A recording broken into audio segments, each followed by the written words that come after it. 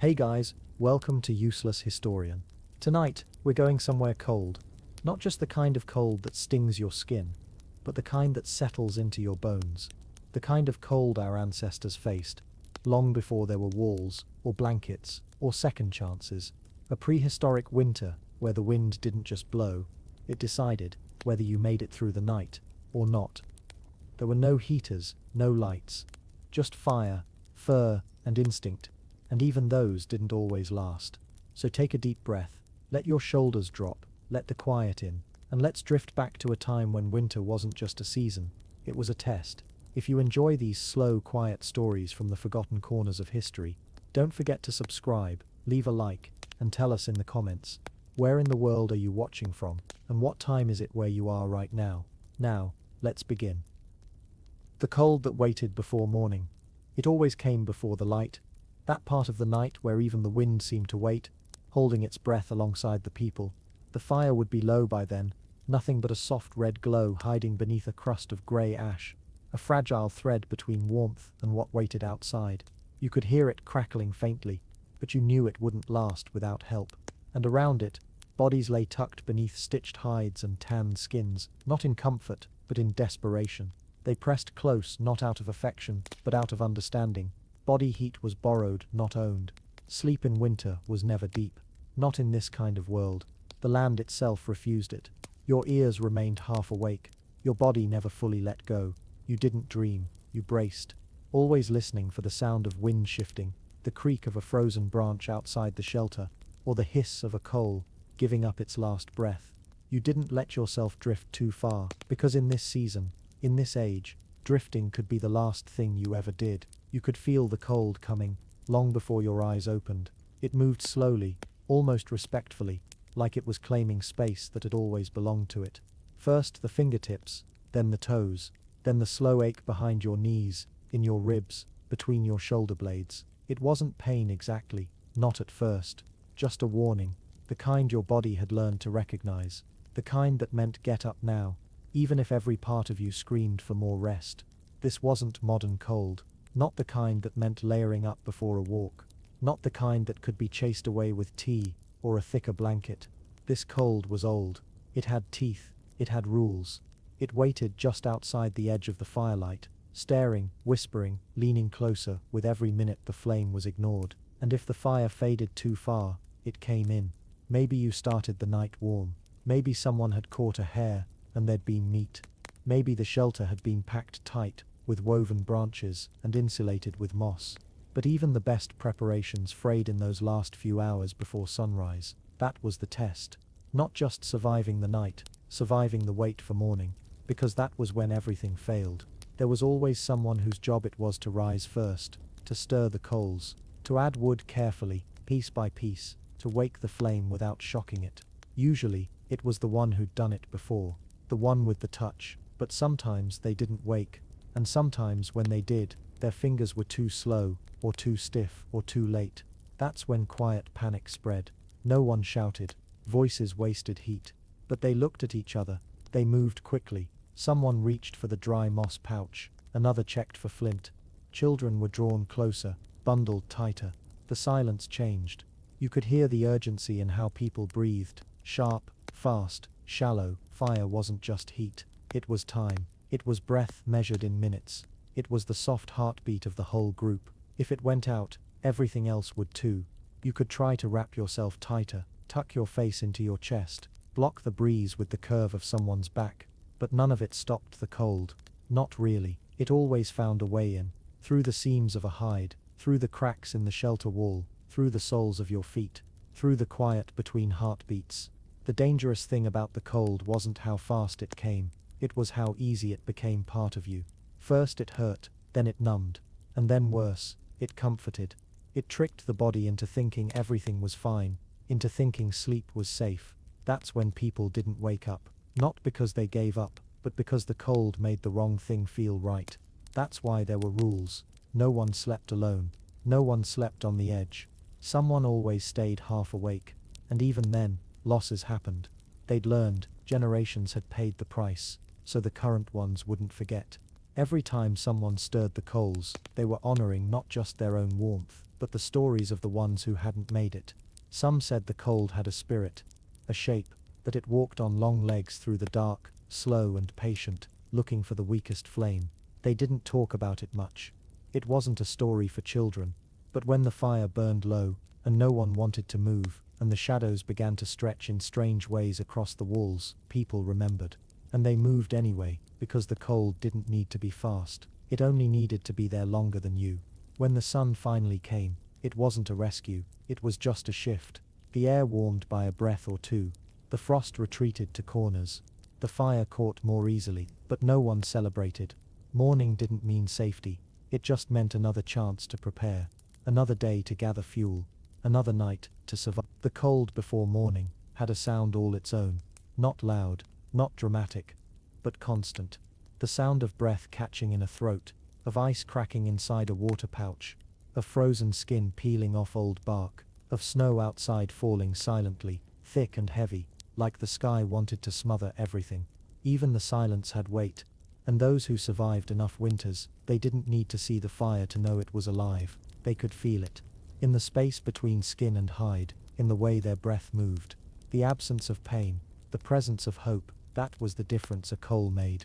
A single glowing ember meant there was still time, still light, still another chance to make it to morning. The fur that was never thick enough, there was a rhythm to winter, and part of it was measured in hides. The people who survived longest in the prehistoric cold weren't just the strongest, they were the ones wrapped in the right layers, the ones who had bartered well, hunted well, prepared ahead of the first frost. But even then the truth sat heavy on their backs. The fur was never thick enough. The first frost taught them what they were missing. The cold crept through even the best tanned hides, found the holes between seams, slipped through the cracks where the needle hadn't made it, or where time had worn thin. A cloak of fur might keep the wind from biting, but not the chill that came from the earth below, or the stillness of a windless night, where even the sky felt frozen. Some wore the pelts of wolves, sewn carefully from beasts, tracked across icy hills. Others had heavy bear hides, rare, precious things that carried the smell of fire and fear. The bear was not hunted often, but when it was, the hide was shared with reverence. It was heavy, thick, and warm, but it reminded them that warmth came with risk, and sometimes at a price paid in blood. Still, even that wasn't enough when the cold settled into bone. They layered what they had: inner wraps of rabbit, soft and pliable, outer cloaks of deer or elk, heavier and broader. There were no rules, only needs. Children were wrapped first, then the elders, then everyone else made do. A good hunter came home not just with meat, but with warmth. A bad season meant they burned leather for heat. You could tell how long a person had survived by the way they wrapped themselves. The experience didn't waste motion. They knew how to tuck, to knot, to layer without bulk. They didn't brag about it, but they noticed when others didn't know. Quietly they fixed it.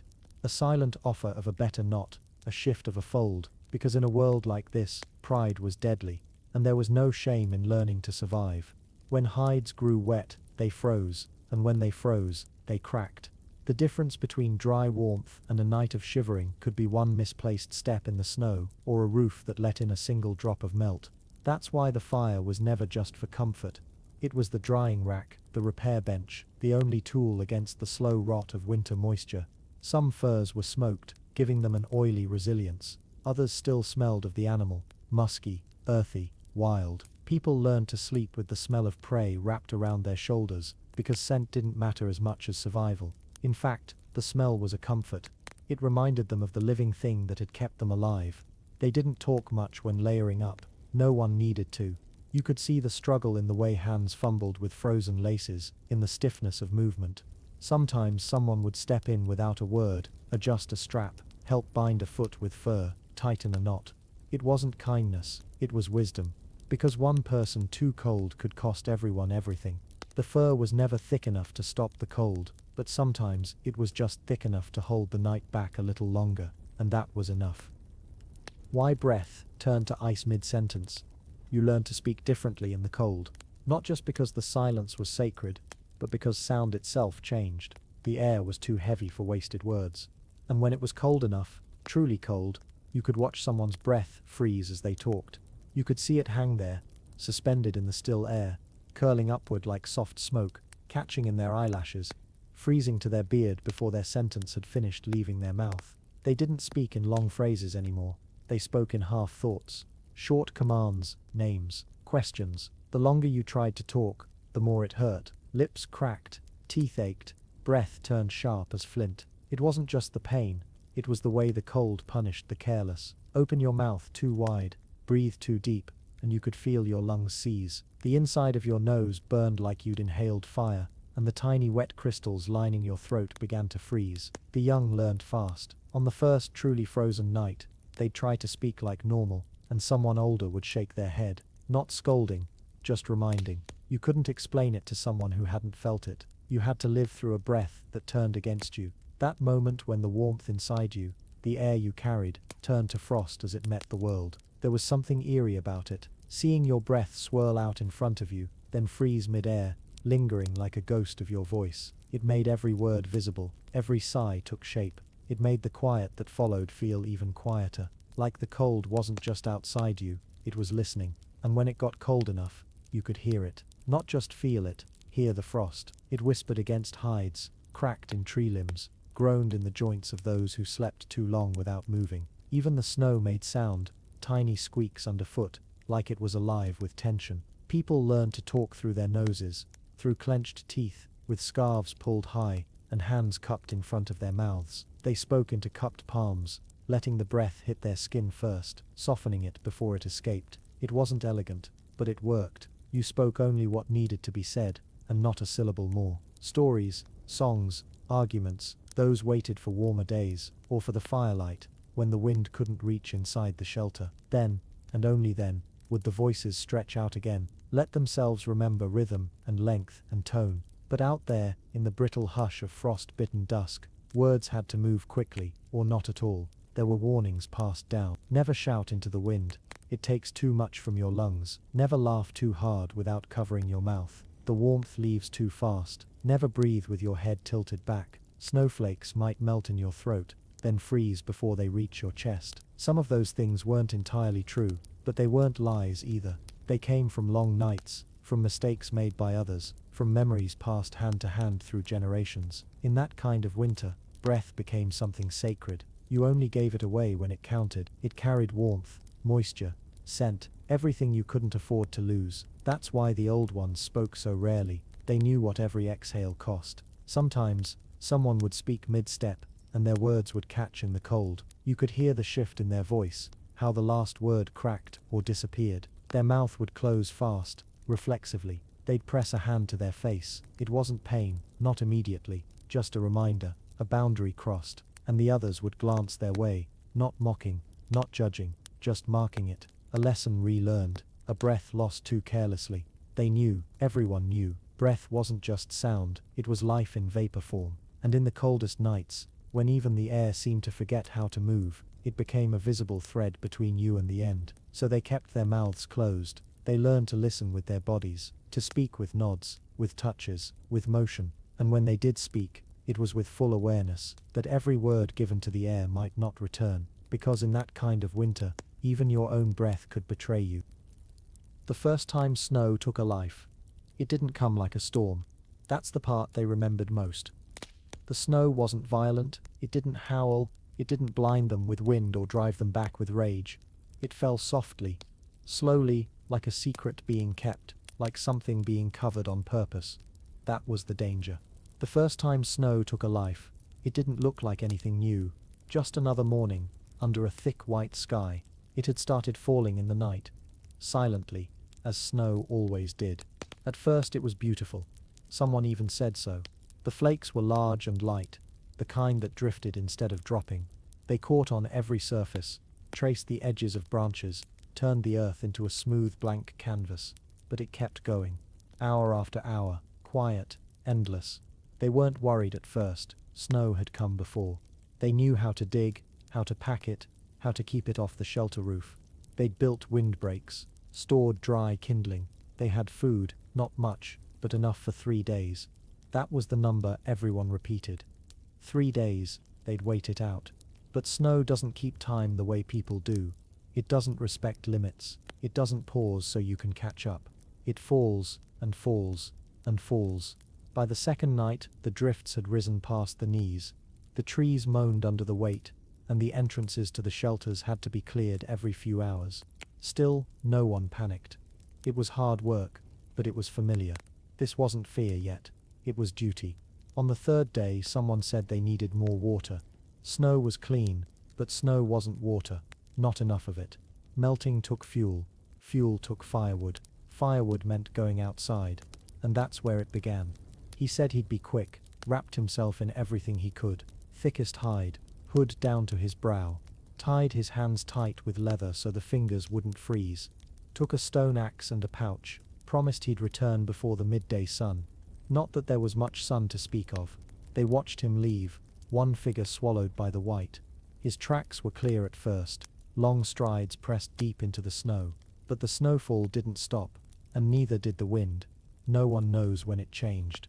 Whether he lost his way, whether he fell, whether something gave way beneath him, or maybe he just sat down to rest and couldn't get back up. It didn't matter, because the snow didn't care. By the time they realized he was late, it was already too late. They sent two after him, tied together with rope, calling his name with mouths half frozen shut. They followed the tracks as far as they could, but snow was still falling, covering every sign, every print, erasing him like he'd never been there, like the ground had simply decided to keep him. They found his pouch later, half buried. The strap had broken. It was filled with pine chips, dry ones, the kind good for starting fire. They didn't find him. They didn't speak much after. Not that day, not the next. No one needed to say what they all understood. Snow hadn't come with anger, it had come with patience, and patience was deadlier than rage. The oldest among them said nothing at all, just stared out at the trees, eyes wet, jaw clenched. He'd seen it before, you could tell by the way he moved. Slowly, like he was reliving another walk, another loss. He helped repair the windbreaks, checked the fire, gathered moss for smoke, said nothing. That was the lesson. Snow didn't have to crush you or bury you or chase you. It only had to outlast you. To wait until you stepped too far, or stayed too long, or believed too deeply in your own strength. From that day on, the rules changed. No one went alone, no matter how close the task. No one stayed out past the first ache in their feet. They tied lines between shelters, measured drifts with spears, kept 3 days of firewood inside instead of outside. Some of the younger ones rolled their eyes at the caution, until they saw the look the old ones gave them. They never found his body, but they remembered where they lost him. They remembered the snow, quiet, slow, constant. They remembered how it made no sound as it claimed what was his. Not a crack, not a thud, not a cry, just a soft white hush that covered everything, and they never looked at it the same way again. It had seemed gentle once, now it looked like silence with a purpose. The shelter that sank under its own weight. They'd built it with their own hands, piece by piece, with care and patience. A winter shelter wasn't thrown together. It was crafted, not for beauty but for endurance, for the quiet war with cold, with snow, with time, and at first it held, it always held, until the day it didn't. The idea was simple. Find the right spot, one sheltered from the wind, a place with thick trees or rock behind it to catch the worst of the weather. Dig down, just enough to sink the floor below the wind's path. Pack the base with clay and moss, if you had it, or snow hardened into a platform. Lay the bones of the shelter first, logs, thick branches, anything strong enough to take weight. Lash them tight, layer on the hides, cover them with bark, then snow, then more snow. It was smart, this trick. Let the cold insulate itself. A heavy roof meant heat stayed in. A heavy roof meant safety, until it became too heavy. At first, there were signs, little ones, a groan in the wood when someone shifted their weight, a fine line of frost drifting down from the roof when someone stirred the fire too hot, small cracks in the branches overhead, showing light where there should be none. But they'd seen all that before. Shelters bent, shelters creaked. That was normal. You brushed the snow off now and then, patched the weak spots, reinforced them with an extra rib of wood. You didn't worry. Not yet. It snowed for 4 days without pause, and then the temperature rose, just a little, just enough to make the snow heavier. Wet, dense. The light snow they'd packed on the roof had turned to weight, not just cold now, but mass. And the shelter, built low and wide, was no longer shedding the load, it was holding it. The collapse didn't happen all at once. That's not how weight wins. It settled, shifted, pressed. The sound started small, just a tightening of the walls, the dull crack of fibers giving way. Someone turned their head, said they felt something move, and then a branch dropped, not with force but with certainty, straight down onto the sleeping skins. A silence followed, not fear, not yet, but stillness, the kind that happens when everyone realizes something is wrong but no one knows what part will break next. They scrambled fast, pulled up hides, grabbed children. Someone shouted for the fire to be doused. If it caught the roof as it fell, it would trap them in smoke. The entry was half blocked already, snow piled high. They dug with hands, with bones, with tools too cold to grip. The roof moaned. Another branch cracked, and then it came. Not like an explosion, but like surrender. The center beam gave out. The ceiling folded down in silence, burying the fire, the bedding, the place they had called safe. No one died, but the fire was gone. Their warmth, their dry skins, their food stash buried in embers and crushed wood. What followed was not panic. Panic wastes breath. What followed was motion, fast, efficient, cold-numbed. They made a circle outside in the snow. Someone got flint. Another gathered what dry bark they could from their pouches. Someone began tearing apart the ruined edge of the shelter for salvageable timber. No shouting, no crying, just movement. The snow kept falling. They built a lean-to, crude, sharp-angled. It wouldn't hold forever, but it would block the wind. Fires were made small, just enough to thaw fingers, not enough to waste.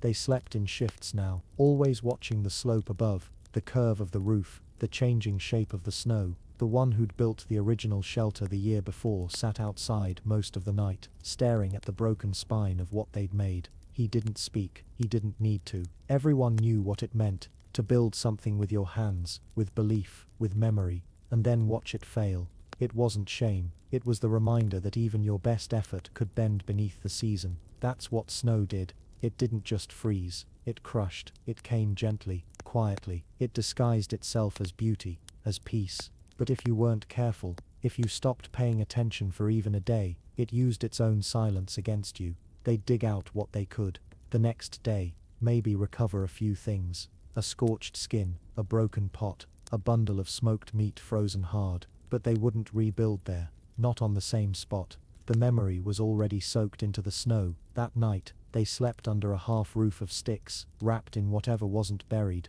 pressed shoulder to shoulder, and no one needed to say it. The shelter had done its best, it just hadn't been enough. The ones who slept too close to the edge. Everyone knew where the safe places were, not written down, not marked, just understood. The warmest place in the shelter was the center, where the fire's light touched both walls, and where the heat curled into skin like an old friend. That was for the elders, the infants, the firekeeper's tools, the wounded, and sometimes the ones who couldn't stop shaking. You earned the center, or you were placed there because someone else had decided it mattered more that you made it through the night. But there weren't enough furs to go around, not always, not in the deep months. And when the shelter was full, some had to lie near the edges, right where the wind slipped through the seams, where the floor never warmed, where the cold was thin as mist but heavy as stone. No one liked sleeping there, but someone always had to. Sometimes it was the young ones, the ones trying to prove they could handle it. They'd shrug and say they were fine, curl up with their backs to the cold, and bite their teeth through the shivering. Sometimes it was the quiet ones, the ones who never asked, never fought, just drifted to the outside edge, like they didn't expect anything more. And sometimes it was just bad luck, the last to come in, the one who stepped away for a moment and lost their place. There were tricks to it, of course. You learned to line your side with bark or spare hide. You curled around a warm rock pulled from the fire. You slept with your knees to your chest, elbows tight, breath held close. You woke often, rubbed your hands, flexed your feet, whispered your name to remind your body it was still there. But none of it was a guarantee. People didn't talk about the edge much, not directly, but in the mornings they looked, always, first to the fire, then to the edges. Just a glance, long enough to count heads, long enough to see who stirred and who didn't. There were nights, not often, but often enough, when someone didn't. When the edge had taken them. No noise, no warning, just stillness. Cold could do that. Slip past the hide, past the skin, and whisper something convincing to the body. You're tired. let go. And it would, gently, silently, and the next morning, someone else would take that place, because the fire still had to be kept, and space was limited. The center was never wide enough for everyone, so they made rules. You never let someone sleep on the edge 2 nights in a row, you rotated when you could. You watched for the ones who pretended they weren't cold, and if someone had already spent 1 night out there, you gave up your place. That's what kept the group alive, not just fire, but memory, because everyone remembered at least one name, one face, one pair of eyes that never opened. Not because they were weak, but because the edge was never meant for sleeping. The night the wind took the fire. It wasn't the cold that frightened them most. It wasn't the snow or the long dark, or even the hunger that sometimes lingered after too many empty traps. It was the wind. The cold could be held at bay. The snow could be dug through. Hunger passed, even if it made you weak. But wind didn't just arrive. It invaded, and when it came that night, no one expected it. The air had been still when they lay down. The fire was strong, banked with care, fed with thick wood and a ring of stone to protect it. It had burned low but steady, a soft heart in the middle of their shelter. It cast no shadows. It spoke in quiet hisses. It made no demands. They trusted it. Then the wind rose. It didn't howl right away. It crept. It tested. A soft breath through the branches, a shiver in the smoke. The hides shifted on the roof with the sound of stretched leather, and someone stirred in their sleep but did not wake. The fire shrank a little, not from lack of fuel, there was enough, but from sudden unease, like it too could sense what was coming. The first gust hit just before midnight. It snapped through the trees, bent limbs that had stood still for weeks. The smoke inside the shelter blew sideways, sharp and unexpected. Eyes opened. Someone coughed, another pulled their fur tighter, and turned their face to the wall. Then the second gust, stronger, it reached through the narrow entrance like a hand and slapped the fire flat. The flame jumped, gasped, flared, then choked. Sparks scattered upward, ash swirled, and the fire began to fail. They woke fast. It wasn't panic, not yet, but every body moved. Hands reached for fuel, for moss, for dry sticks. Someone knelt, shielding the coals with their chest, trying to block the wind. Another cupped their hands to nurse the embers back. But the wind wasn't waiting. It came in waves now, pounding the roof, testing the seams, pressing smoke into eyes, driving the breath from mouths. And then one final breath, deep, sharp, wide, rushed through the shelter and took the fire completely. Not in a blaze, not in chaos. It just lifted it, like it had stolen the very center of their lives. 1 second there was light, the next there was only black. They didn't speak, no one had to. The dark said everything. The fire was gone, the smoke remained. It hung low, confused, lost without flame. It stung eyes and filled lungs. They dropped to the ground, crawled toward the exit, kicked at snow with bare feet, threw aside skins and ash and broken bark to get out, to breathe. Outside the wind roared, alive now, angry. Trees bent, snow flew sideways in thick, blinding sheets. It screamed through cracks and pulled warmth from their backs, like it was owed. No fire meant no cooking, no drying, no thawing of fingers or toes, no light to see by, and the worst part, no way to relight it. The last coal had gone cold in seconds. They huddled together beneath the lean-to, some wrapped in scorched hides, others wet from snow. They didn't cry. The wind would have taken that too, but their silence was heavy, not fear, exactly, something older, like shame, like grief for something they knew they couldn't remake before morning. The firekeeper knelt in the dark, his hands blackened with soot, cupped air that held nothing. He tried again. Flint, moss, spark, nothing caught. The wind stole it every time. Not just the flame, the chance of a flame. He bowed his head, said nothing. The rest began to move. A few dug into the snow to shape a windbreak. Another scraped frost from bark. Someone made a new fire ring. It was all too slow, but they had to try. The night stretched long, longer than any before. Time walked in the dark. Minutes felt like hours. The cold pressed closer. They sat with their arms around their knees, heads low, waiting, listening, not for the wind that stayed, but for the moment it stopped, the moment the world would go still again. Only then could fire return. And when that stillness finally came, sudden and total, it was as if the world had exhaled, like the wind had grown tired, and walked away. No announcement, no warning, Just quiet. That's when the firekeeper lit the moss again. It caught this time. Not fast, not bright, but enough. A thread of orange, a breath of heat. They gathered around it like it was the first fire anyone had ever made. And in a way it was, because something had changed. The wind had reminded them. Fire didn't belong to them. It never had. Why the sky stayed grey for days? It began with the quiet, not the gentle kind. Not the hush that comes at dusk, or the stillness of snowfall, or even the solemn silence of a fire burning low.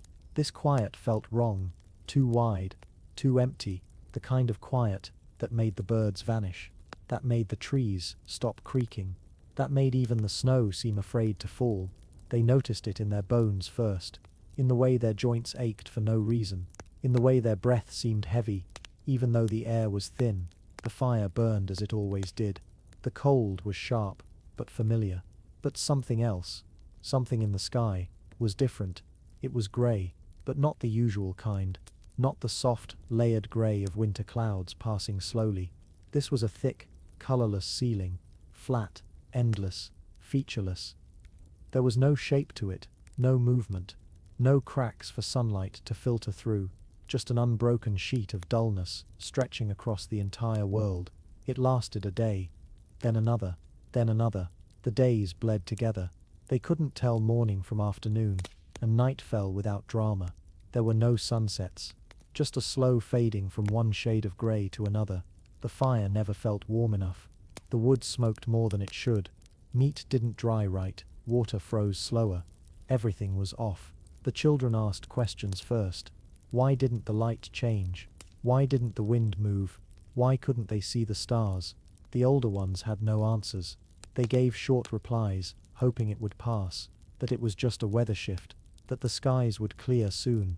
But inside they wondered, and they remembered. There had been stories, never told fully, just whispered names. Fragments passed from the oldest of the old. Times when the sky went dull and the air grew still, and something moved far above them. Something too quiet to hear, too large to see. Some said it was the earth holding its breath. Others said it was the sun grieving. One tale spoke of smoke from a mountain, not like firewood smoke, but black smoke from deep in the stone that spread across the world and swallowed the light. No one knew if it was true, but in the grey days, every story came back. Food began to taste different, not spoiled, just dull. Even the strongest broth lacked flavour. The hunters reported that nothing moved, no birds, no deer, not even fresh tracks. The forest was watching, they said, holding still, like it was waiting for something to pass overhead. Some believed the air had changed, that it carried a weight you couldn't see, but could feel in your chest. Breathing felt thicker, sleep came slowly, dreams turned strange. Some people heard whispers, nothing clear, just a hum beneath the silence. Like the sky itself was speaking through the bones of the world. They tried to distract themselves, re-wrapped tools, recut cord, told stories around the fire, but even those felt quieter, less vivid. The fire gave off light, but it didn't reflect.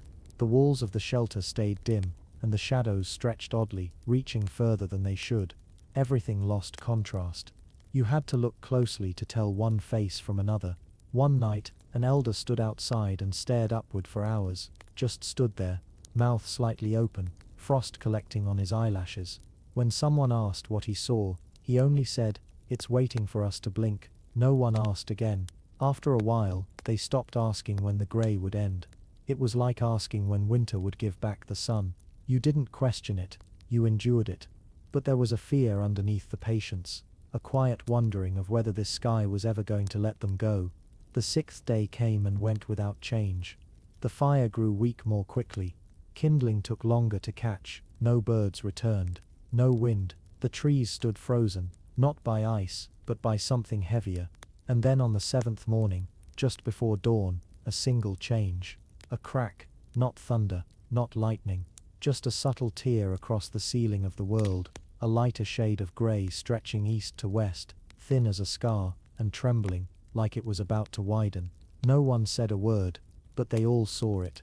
They sat quietly beside the fire, and waited.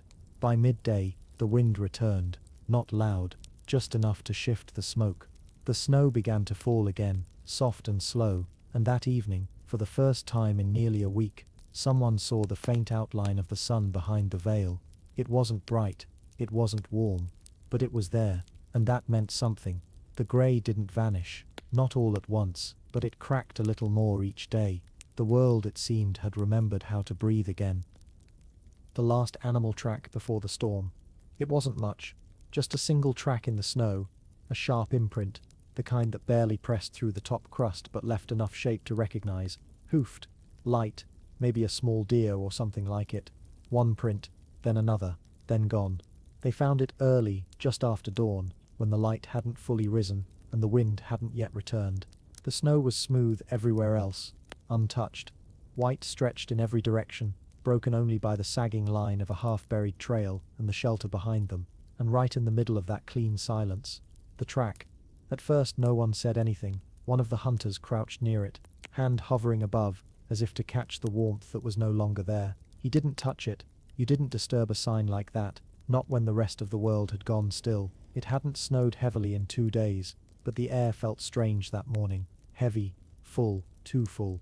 The kind of air that presses against the ribs. You could feel something waiting above the clouds, not visible, not loud, but present, something about to arrive. So that single track, that lone sign of movement, meant more than just food. It meant life. It meant that something out there had still been moving, breathing, surviving, when everything else had vanished into the grey. It meant hope, but hope is a delicate thing in winter. One of the elders looked at the track and said, almost under his breath, "That's the last one." No one questioned him. They could feel it too. The sky above them had thickened overnight, turned the wrong shade of grey. The wind hadn't moved yet, but the birds were gone again, and the cold had changed. It no longer bit, it settled. They discussed tracking the animal, quietly, without urgency, but with serious eyes. If it had passed recently, within hours, maybe, they might find it before the weather turned. They could bring back meat, maybe even enough to smoke for a few extra days, but there was hesitation, not fear, exactly, just that kind of ancestral caution that says, listen longer before you act. One of them, the youngest, volunteered to follow the track, just far enough to see where it went. He bundled tight, checked his flint, tied dried bark into his outer wrap. He looked strong, steady, not reckless, but when he stepped past the tree line, something in the world seemed to shift. The light dimmed, not like a storm yet, not clouds rolling, just dimming, like someone had laid a heavy hand over the sun. The others waited in silence. It didn't take long. The young hunter returned not even an hour later. He hadn't gone far. The track continued, then vanished, not under more snow, not washed out, just stopped, like the animal had lifted into the air, or vanished mid-step. He didn't speak for a long time. When he did, he said, "I didn't like what I felt out there." He didn't need to explain. They all felt it too. The track hadn't just ended, it had warned. The storm arrived that night. It didn't announce itself with thunder or skyfire. It just fell, all at once, like the sky opened a door and dumped 1,000 silences onto the earth. The snow came sideways. The air dropped below freezing in minutes. The wind returned,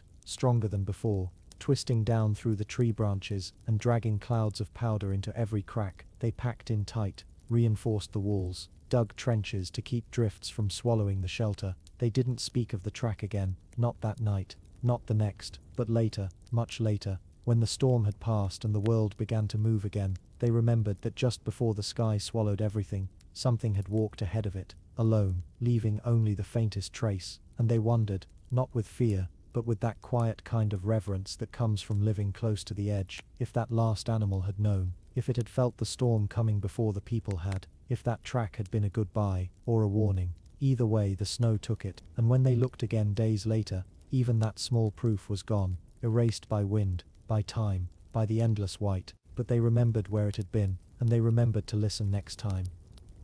The mistake of wet wood. It didn't seem like a mistake at first. That's the trouble with wet wood. It looks like the others.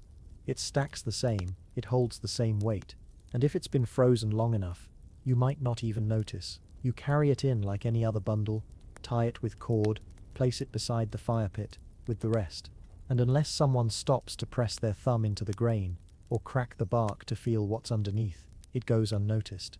They had been low on dry stores. The storm had buried the usual stash, the bundle hidden beneath the raised rock ledge, under bark and moss. The runners had tried to dig it out, but too much snow had fallen, and what they found was damp. Not soaked, not rotten, just wet enough to be dangerous, but the fire was low, and cold doesn't wait for perfect fuel. So they used it.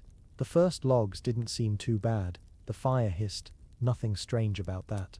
A bit more smoke than usual, but they opened a flap in the roof to let it out. It caught eventually, not a strong flame, but enough to warm hands. Enough to keep meat from freezing over, but it didn't last. The fire began to choke. Flames curled but didn't rise. The wood sizzled, blackened on the outside, but stayed cold at the center. Smoke built fast, bitter, sharp. Not like the soft smoke of dry bark and moss. This filled the shelter like a warning, made eyes water, made breath shallow. Someone coughed so hard they had to step outside, even with the wind still cutting down the ridge. Inside the fire wouldn't catch. Every stick they added only made it worse. One of the older women leaned over, frowning, tested the wood with her blade. Wet, she said. Just that word, nothing more needed saying. Someone cursed under their breath. They tried scraping the logs, shaving slivers from the edges, fanning harder, coaxing with dry moss, but it was too late. The core of the fire had cooled. What coals remained were choking under ash and steam. Wet wood doesn't just fail, it steals the heat you already had. That night, they burned through what dry scraps were left. Broken handles, spoons, even the soft plank used as a sitting board. One of the children wept when they tossed it in. It had belonged to his brother, long gone now, but still remembered. Desperation makes strange choices. By morning, the shelter reeked of smoke and wet bark. Ash stuck to every surface. The ceiling dripped with condensation. The hides along the wall had grown damp. And worst of all, the fire was gone, not low, not fading, gone. They didn't rebuild it right away. They waited, cold and silent, huddled close. Not from laziness or defeat, but from shame. No one wanted to admit it, but they all knew the truth. It hadn't been the cold that beat them that night. It had been a mistake. A single decision. One bundle of wood taken from the wrong place, carried in with confidence, assumed safe. And now, the hearth was black. Later, when the air cleared and the wind calmed, they went looking. Not for fire. They still had flint, still had dried moss, sealed in oilskin. But that meant nothing without fuel. So they searched, dug under old logs, stripped bark from standing dead trees, peeled curls from dry roots with frozen hands. They returned slow, in twos and threes, red-cheeked and half-frozen, but each with something dry enough to try again. The new fire was hard won, not dramatic, not large, but this time, it held, and they didn't make the same mistake again. From then on, wet wood was kept apart, far from the good pile, marked with a knot of twine, or set upside down as a warning. No one took from it without asking. No one assumed again. And when a new hunter came back with fuel, the older ones checked it first, not out of distrust, but memory, because in the heart of winter, warmth is fragile, and sometimes, all it takes to lose it is wood that looked right, but wasn't. When they burned the tools to stay warm, it wasn't a decision they made all at once. No one stood up, pointed at the tool pile and said, "Burn it." That's not how it happened. It came slowly, like the cold itself, creeping, pressing, waiting for them to run out of choices. They'd lasted longer than most, longer than even they expected. Through early storms, the grey sky days, the wind that took the fire, and the collapse of their shelter, they'd rationed carefully, shared what they had, turned hides into windbreaks, made new lines from old bark. They did everything right, everything their ancestors would have praised. But in the end, the cold didn't care. The last of the firewood had gone in the night before, brittle, dry pine that hissed and cracked with each breath of flame. They'd kept it burning as long as they could, used stones to retain heat, passed around the coals in clay bowls. But morning came bitter and hard. The wind didn't move, but it carried a stillness that felt even worse. The world wasn't howling anymore. It was waiting. Someone woke with stiff fingers, unable to close their hand. Another had frost around the edges of their lips. A child shivered so hard he couldn't speak. That was when they looked, really looked, at the tools. They were lined up neatly along the wall, same as always. The long-handled bone scrapers, the carved ashwood ladle, the bent spoon shaped from antler, a bow that hadn't fired in weeks because no animal dared move in this cold, a broken spear shaft they kept meaning to mend. And in the middle, the old frame, the one they'd lashed together months ago to dry meat over low flame. It hadn't been used in weeks. It just sat there now, a reminder of warmer times. It was the first to go. No one argued, no one said it aloud. Someone just reached for it, turned it in their hands, and fed it to the fire. It caught slowly. The frame was old, dry, bent at the joints. But it burned hot. The smoke was sweet with the memory of past meals. They all leaned closer, and then came the silence, not fear, not shock, but a soft, heavy knowing that it wouldn't be enough, that once it was gone, they'd need more. One by one, the rest followed. The handle from the dullest scraper, the shaft from the spear they'd never repaired. The old bow cracked along the curve, still wrapped in sinew, now surrendered to flame. The ladle, even the ladle. Someone hesitated before feeding it in. It had stirred so many broths, scraped the bottom of so many hot pots, ladled marrow soup into cold hands. But it had been days since they'd boiled anything. The pot was dry. The fire mattered more than memory. They didn't burn everything. Not all at once, but each night, when the cold pressed closer and the fire ran low, someone would choose another piece. By the third night, they'd stopped speaking while they did it. The scraping sounds of wood against stone, the hollow crack of something old breaking in half, the soft hiss as it caught. They told themselves they'd rebuild, that once spring returned, they'd carve new handles, split new shafts, reforge new points. The forest would give again, the stone would split again. They weren't destroying, just borrowing from the future to pay for now. And in truth, they were right, because those tools, as useful as they once were, couldn't cut meat that wasn't there, couldn't hunt when nothing moved, couldn't shape hides when hands were too frozen to hold a blade. But fire could keep the breath moving, could keep hearts beating, could make it through the night. One tool lasted longer than all the rest, a thick mallet carved by a father now gone. It had been used to crack marrow bones, to split bark, to build the very shelter they now shivered inside. It was heavy, smooth, worn at the grip. They held onto it until the cold grew sharp enough to bite skin through 3 layers of hide. And then, with quiet eyes, they set it into the flame. No one cried, not that night, but they all watched until the last of the mallet was gone, until the flame turned orange gold and steady again, and the cold, for just a while, stepped back, because fire couldn't hold memories, but it could keep people alive long enough to make new ones. The silence of frozen bones. You didn't hear them snap. That was the strange part. Bones, when they froze deep enough, when the cold settled in not just around them but inside them, didn't break with noise.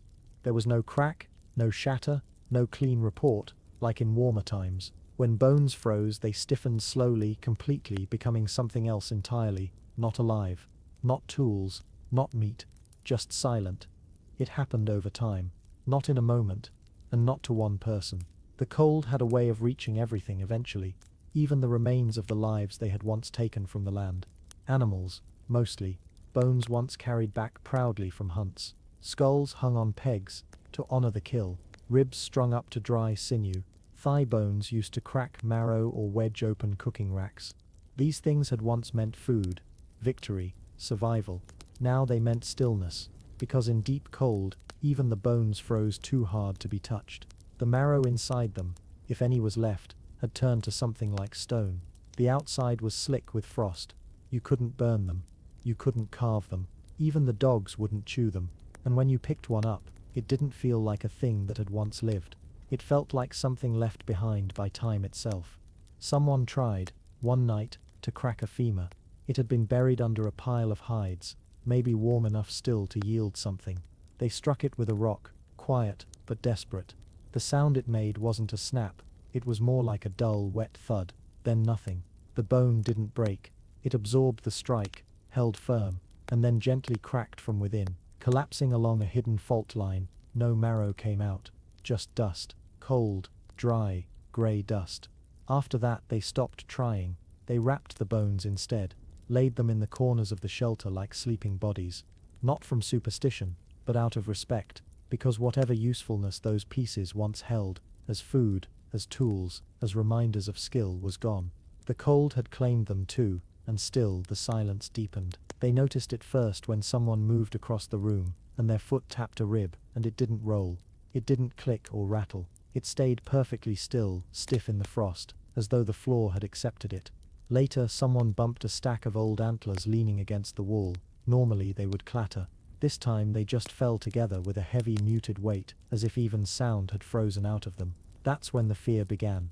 Not loud fear, not panic, just a slow realization: if even bones could freeze silent, what else could the cold take away?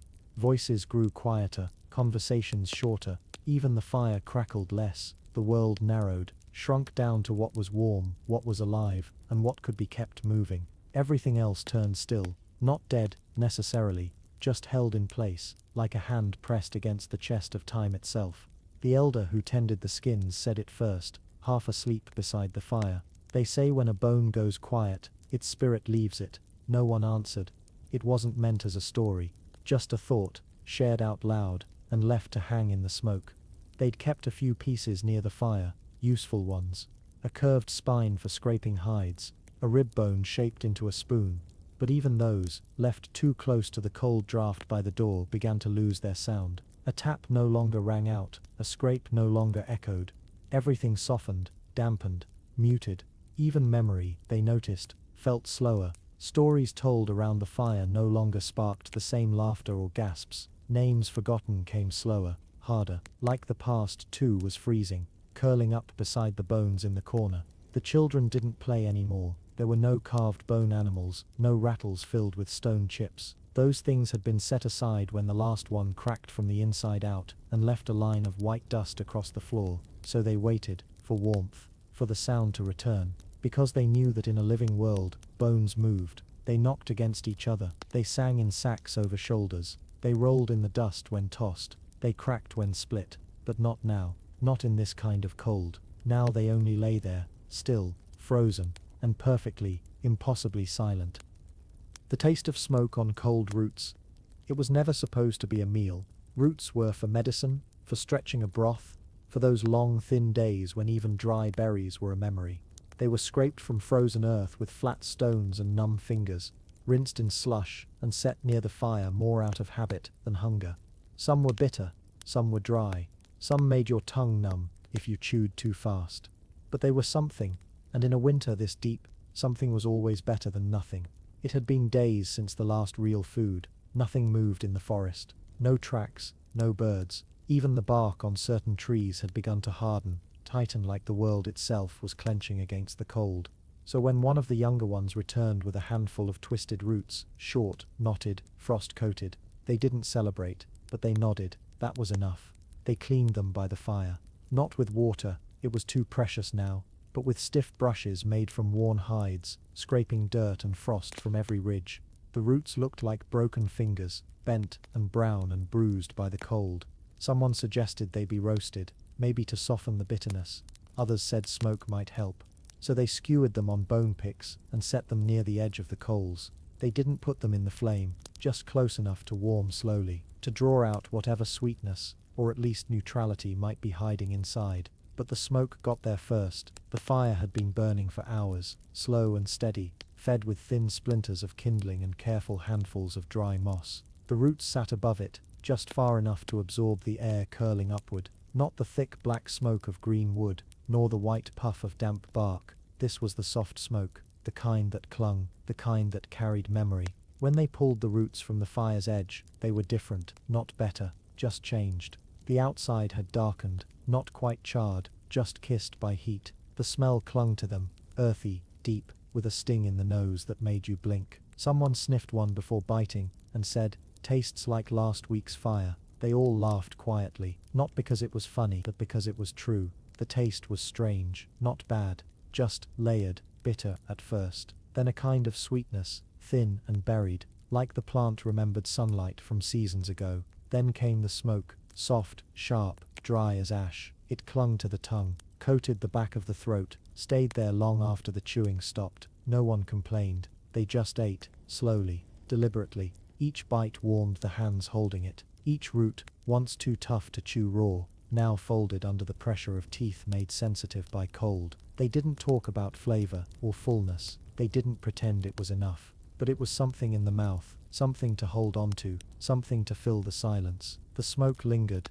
long after the roots were gone, in the fabric, in their breath, even in the roof of the shelter. where wisps from the fire curled and danced and disappeared. That smell became part of them. It wove into hair, into skin, into memory. Long after the hunger had passed, they would still remember it. The way that smoky taste turned something unkind into something bearable. Someone said it reminded them of meat, though no one truly agreed. It wasn't meat. It wasn't sweet, either, but it felt like food, like something you should be eating. Maybe because it came from the fire, maybe because it warmed the air as it cooked, maybe because the cold had taken so much else that even a root was a small act of defiance. Days later, they dug for more. Not because the roots had filled them, but because they hadn't. Because the taste lingered longer than the satiety. Because the smoke in the throat was easier to live with than the hollow in the stomach. Because chewing something reminded the body it still had a job to do. They tried boiling them next, but the fire wouldn't stay hot enough. So back to the coals they went,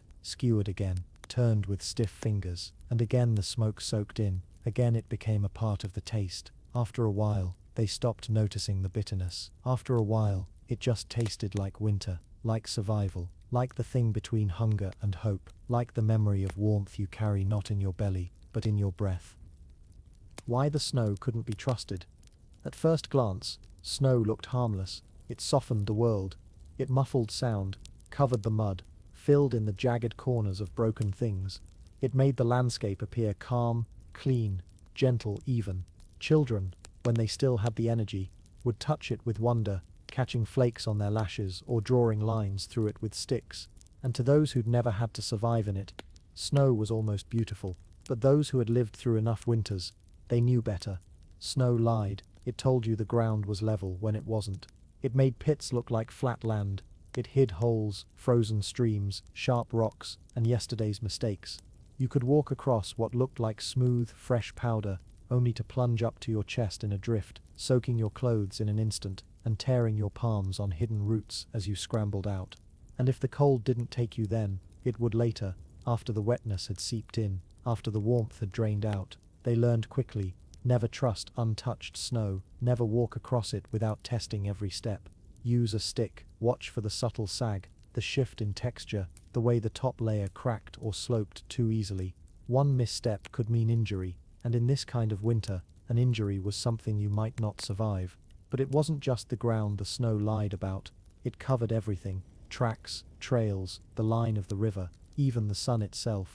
On whiteout days, when sky and ground became the same color, people got turned around just a few steps from shelter. Someone once wandered less than 30 paces from the fire circle, and had to be found by shouts and chants. The snow made direction meaningless. Shadows disappeared, landmarks blurred, every path looked like every other path, and the weight, that was the other thing. Snow didn't always fall gently, sometimes it fell and stayed. It climbed higher against walls, pushed down roofs, sank shelters one silent flake at a time. One morning, they woke to the sound of creaking, soft, rhythmic, like a tired breath. By the time someone grabbed a spear and poked at the ceiling, it was too late. A whole section collapsed inward, not in a roar, but in a heavy sigh. Just snow. Just too much snow. That day they dug for hours, not just to repair, but to find what had been buried. A bowl, a sleeping mat, a small pouch of dried moss. They lost it all. Nothing was broken. It had just been taken, pressed into the silence, like it had never existed. Even the animals learned.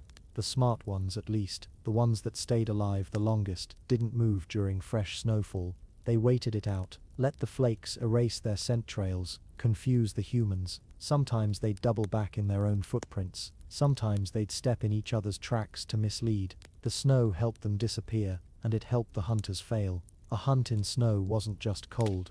It was a test of memory, of instinct, of whether you could tell which broken branch mattered and which was just another accident. The snow covered all clues equally. The trail of a hare looked the same as the boot of a friend. If you waited long enough, and once it got dark, the snow became your enemy in full. It reflected light oddly. The moon, when it showed, bounced off it and made every shadow look like movement. You'd think something was there just ahead, behind that drift, only to find a pile of branches shaped by the wind. Some didn't return from nights like that, not because they were hunted, but because they chased what wasn't there. Worst of all, snow changed its own rules. What was solid one day turned hollow the next. What could be walked on yesterday gave out today. They learned never to trust memory when snow was involved. You had to test everything again, even if you'd stepped there before. And then there was the quiet. Snow silenced things in ways that made danger feel farther than it was.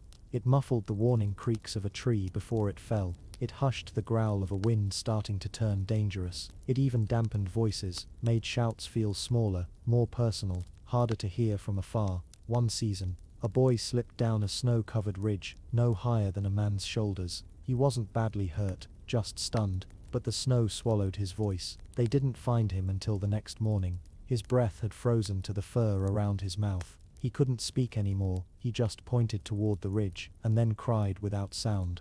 After that, they stopped thinking of snow as pretty, stopped calling it fresh, or clean, or soft. It was cold, and weight, and silence. It was what came between the fire and everything outside, what stood between knowing and guessing, and they never trusted it again. The sound of a crack beneath the ice. It didn't echo the way you'd expect. The sound of a crack beneath the ice wasn't loud. It didn't boom. It didn't shout its presence across the lake. It came low, close, like something whispering just beneath your feet. It didn't want to scare you. It wanted to warn you. And the worst part was, by the time you heard it, you were already standing in the wrong place. They said that old ice groaned differently, that if it had lasted long enough through enough seasons, it grew brittle the way bark does, strong when still, but waiting to split under the wrong pressure. That year, the lake had frozen early. By the time midwinter came, it looked solid, thick, safe. You could walk across it. If you followed the wind-polished trails, you could set traps along the reeds, chip through the edges to reach the water beneath. But none of that meant it could be trusted. They never crossed it alone, not unless they had to. But sometimes, they had to. The shelter had been too quiet that morning. No food, no fire, strong enough to distract the body from hunger. The old man who kept the hooks had said he saw fish beneath the ice the day before. Just shadows, just a flicker, but enough to stir the idea. So two of them went. The cold was heavy, but the air was still. The lake looked like stone. You could see where the last snow had blown across it in lines and arcs, like someone had combed the surface. They walked carefully, not fast. Each step tested the ice with a shift in weight, a press of a toe, the pause of breath held in. Then came the sound. Not a pop, not a shatter, but a soft thrum, like someone had plucked a hidden string beneath them. They froze, not just in fear, literally froze, mid-step, listening, because that sound, that deep, slow crack, meant the ice was changing. It didn't mean it was breaking yet, but it was close. Something had shifted. Something invisible had grown tired. They stepped back together. Slowly, no talking. The wind had gone still again. Even the trees on the shore were silent. Another sound. A crack this time. Closer. Shorter. Not the break of falling. Just the suggestion of it. Just enough to let your mind finish the sound before it happened. The hair on their arms lifted under their hides. One reached for the other without thinking. They kept moving. One step at a time. Back toward shore. Not running. Not fast. Just moving. Behind them, another soft crack, this one higher in pitch. Like something thin had snapped beneath snow. Not ice. Maybe a branch beneath a frozen layer. But at that point, it didn't matter. They weren't looking back. When they reached land again, they didn't speak right away. They didn't have to. Both had heard it. Both had felt it. The difference between safety and almost. Later, when they told the others, someone asked how close it had come. They didn't answer. Because the truth was, it hadn't come close. It had already been there, waiting underfoot. And that was the lesson. You didn't fall in because you were unlucky. You fell in because you forgot the ice was never really still. It moved. It listened. It changed. And if you didn't listen back, it reminded you, softly, sharply, with a sound that started low, inside the earth, inside your boots, inside your bones, and ended with a silence too sudden to bear. They never forgot that sound, the sound of everything beneath them, deciding it no longer wanted to hold their weight, and the silence that followed when they finally stepped off, and the lake let go. The day the river refused to move. They used to say you could listen to the river and know what kind of day it would be. The way it hummed over rocks in the morning, the pitch of it when ice was just beginning to form, the sound it made at dusk when the sun turned it silver. The river spoke in ways that had nothing to do with words. You only had to listen. And for generations, they had. But then came the morning when it said nothing. No song, no hush, no sound of water slipping beneath the trees. The river had stopped. It didn't shout. It didn't break. It just paused. As if it had decided it had carried enough. As if, after all those seasons of doing what rivers do, moving, always moving, it had finally reached a point where it no longer could, or maybe no longer wanted to. The first one to see it was the boy who gathered the early water, the one who carried the skin pouch and broke the surface with a stick before filling it. He'd been told not to step too close. The banks could be tricky in winter, covered in frost that looked solid until it gave out. But that morning, he didn't even need to touch the water, because there wasn't any water to touch. Only a sheet of ice, wide and thick, stretched across the entire bend like a window set into the earth. Beneath it, nothing moved. He watched, blinking in the cold, waiting for even the smallest swirl, a bubble, a flicker of light, the shift of current. But the river had gone still. When he came back and told them, they didn't believe it at first. The river always moved. It had cut the valley, shaped the shorelines, told them when to plant and when to wait. In spring, it swelled. In summer, it shimmered. In autumn, it drew down to reveal the bones of old seasons. And in winter, even then, it had always whispered beneath the ice, until now. So they went to see for themselves. The elders, the fire tenders, even the hunter who rarely spoke unless it was about tracks. They stood there, side by side, breathing small clouds into the still air, and they listened, and heard nothing. No trickle, no breath, no pulse. The river had gone quiet in a way that made your skin tighten beneath your clothes, not with cold, with knowing, with the feeling that something ancient had shifted. A few tested the edge, tapped it with long sticks. It didn't give. The ice was solid, thick enough to walk on, maybe, but no one did. Not that day. Not until they understood. One of the older women crouched and pressed her ear to the ice, held her breath. Everyone waited. After a long time, she stood back up and said simply, "It's asleep." That was the only way to describe it. Not dead, not broken, just still, as though it had pulled itself inward, down beneath the earth, and decided to stop answering the sky. The consequences came slowly. First, the fishing holes dried up, not literally. They were still full of ice water, but nothing swam beneath. No movement, no shadows. The spears came up clean. The nets stayed dry. Then the animals stopped coming to the usual crossings. The deer, the foxes, even the crows. It was as if they no longer trusted the place. As if the river had taken with it some part of the world the rest relied on. They had to melt snow for water now. Slow work, dirty work. It tasted of ash and wood smoke. But it was wet, and that was what mattered. They left offerings near the frozen bank, pieces of dried meat, a handful of herbs, a story whispered in thanks and apology. Not because they believed it would wake the river, but because that was what you did when something older than you went quiet. Some of them began to dream of it, the sound of rushing water that wasn't there, a sound they swore they heard in the night, distant and deep, beneath their beds, beneath the frost, beneath the skin of the world itself. They would wake to silence, and wait, and the river, for now, waited too. Still, unmoving, unchanged, but not forgotten, because even in its quiet, it taught them something they hadn't understood before. That movement was never guaranteed.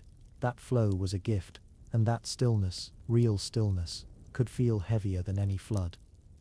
How they knew frost had reached the liver. They didn't need a healer to tell them, not after the first few winters, not after they had seen what the cold could do, not just to fingers or toes or ears, but to the deep parts of the body, the places no one could see, the places where warmth was supposed to live longest. When someone collapsed in the snow and didn't shiver, they knew. When a face lost all its color, not to bruising, not to sickness, but to something pale and tight and silent, they knew. It wasn't like frostbite on the hands. That came with blackness, with blisters, with a pain that could be seen and touched. No, this was different. This was quiet. This was the cold, reaching into the chest, curling beneath the ribs, and settling in a place that didn't cry out. They always knew when it had gone too far. The signs were subtle but clear once you had seen them. First came the confusion. The person would stop making sense, not from exhaustion, but from the brain beginning to misfire. They would try to say something, maybe about the fire or the shelter or someone long dead, and the words would slur, the breath would fog a little less. The hands would stop trying to warm themselves. Then came the stillness, not sleep, not fainting, just a kind of surrender, the body no longer trying, the eyes half closed but not in rest, the mouth open slightly, the lips dry, the heat pulled inward, like the flame of a dying coal. They would press their hands to the chest, to the side, below the ribs. If the body was stiff and the belly warm, there was hope. If the belly had gone cold, but the skin still looked healthy, it meant the cold had reached deep, past the skin, past the muscle, past what could be saved. That's how they knew it had reached the liver. The liver was the last to go. That's what they said. Not because it was strongest, but because it was hidden, protected. It was the place where heat stayed longest, the furnace beneath the ribs, the organ that didn't show its pain until it was too late. They didn't have words like organ or hypothermia. They had stories, they had memories. They had the way a mother sat holding her son long after his breath had stopped, because his skin was still soft, and his chest still warm, and yet he was already gone. They understood in their own way. The healers would say, "The liver has gone to sleep," and that was how it was told. They would wrap the body tighter, not to keep it alive, but to keep it from cooling too fast. Sometimes, they would lay it near the fire, not with hope, with honor. With the same silence they gave to someone who had walked far and deserved rest. And then came the stories, not just about death, about the signs. About how to know next time. That blankness in the eyes, that warmth in the wrong place, that whispering strange sort of peace that came before the end. Those who had seen it before would nod. Those who hadn't would listen, and a few would look at their own hands, their own ribs, wondering how close they had come the last time they were cold too long, too deep. Frost on the liver wasn't something you could see from the outside, it was a knowing. A quiet conclusion drawn from too many nights of watching people fade with nothing dramatic to mark the moment, just cold, and then stillness, and then the slow understanding that the warmth left in the body wasn't survival, it was memory, a leftover flicker, something the frost hadn't yet taken, but would. That's why they watched so closely now. That's why no one was left alone in the cold. That's why when someone started talking nonsense near the end of a long walk, they were pulled close, tucked into the crook of an arm, rubbed down with whatever warmth another body could give, because they knew what it meant. They knew that once frost reached that far in, there was no calling it back, only keeping it from taking another.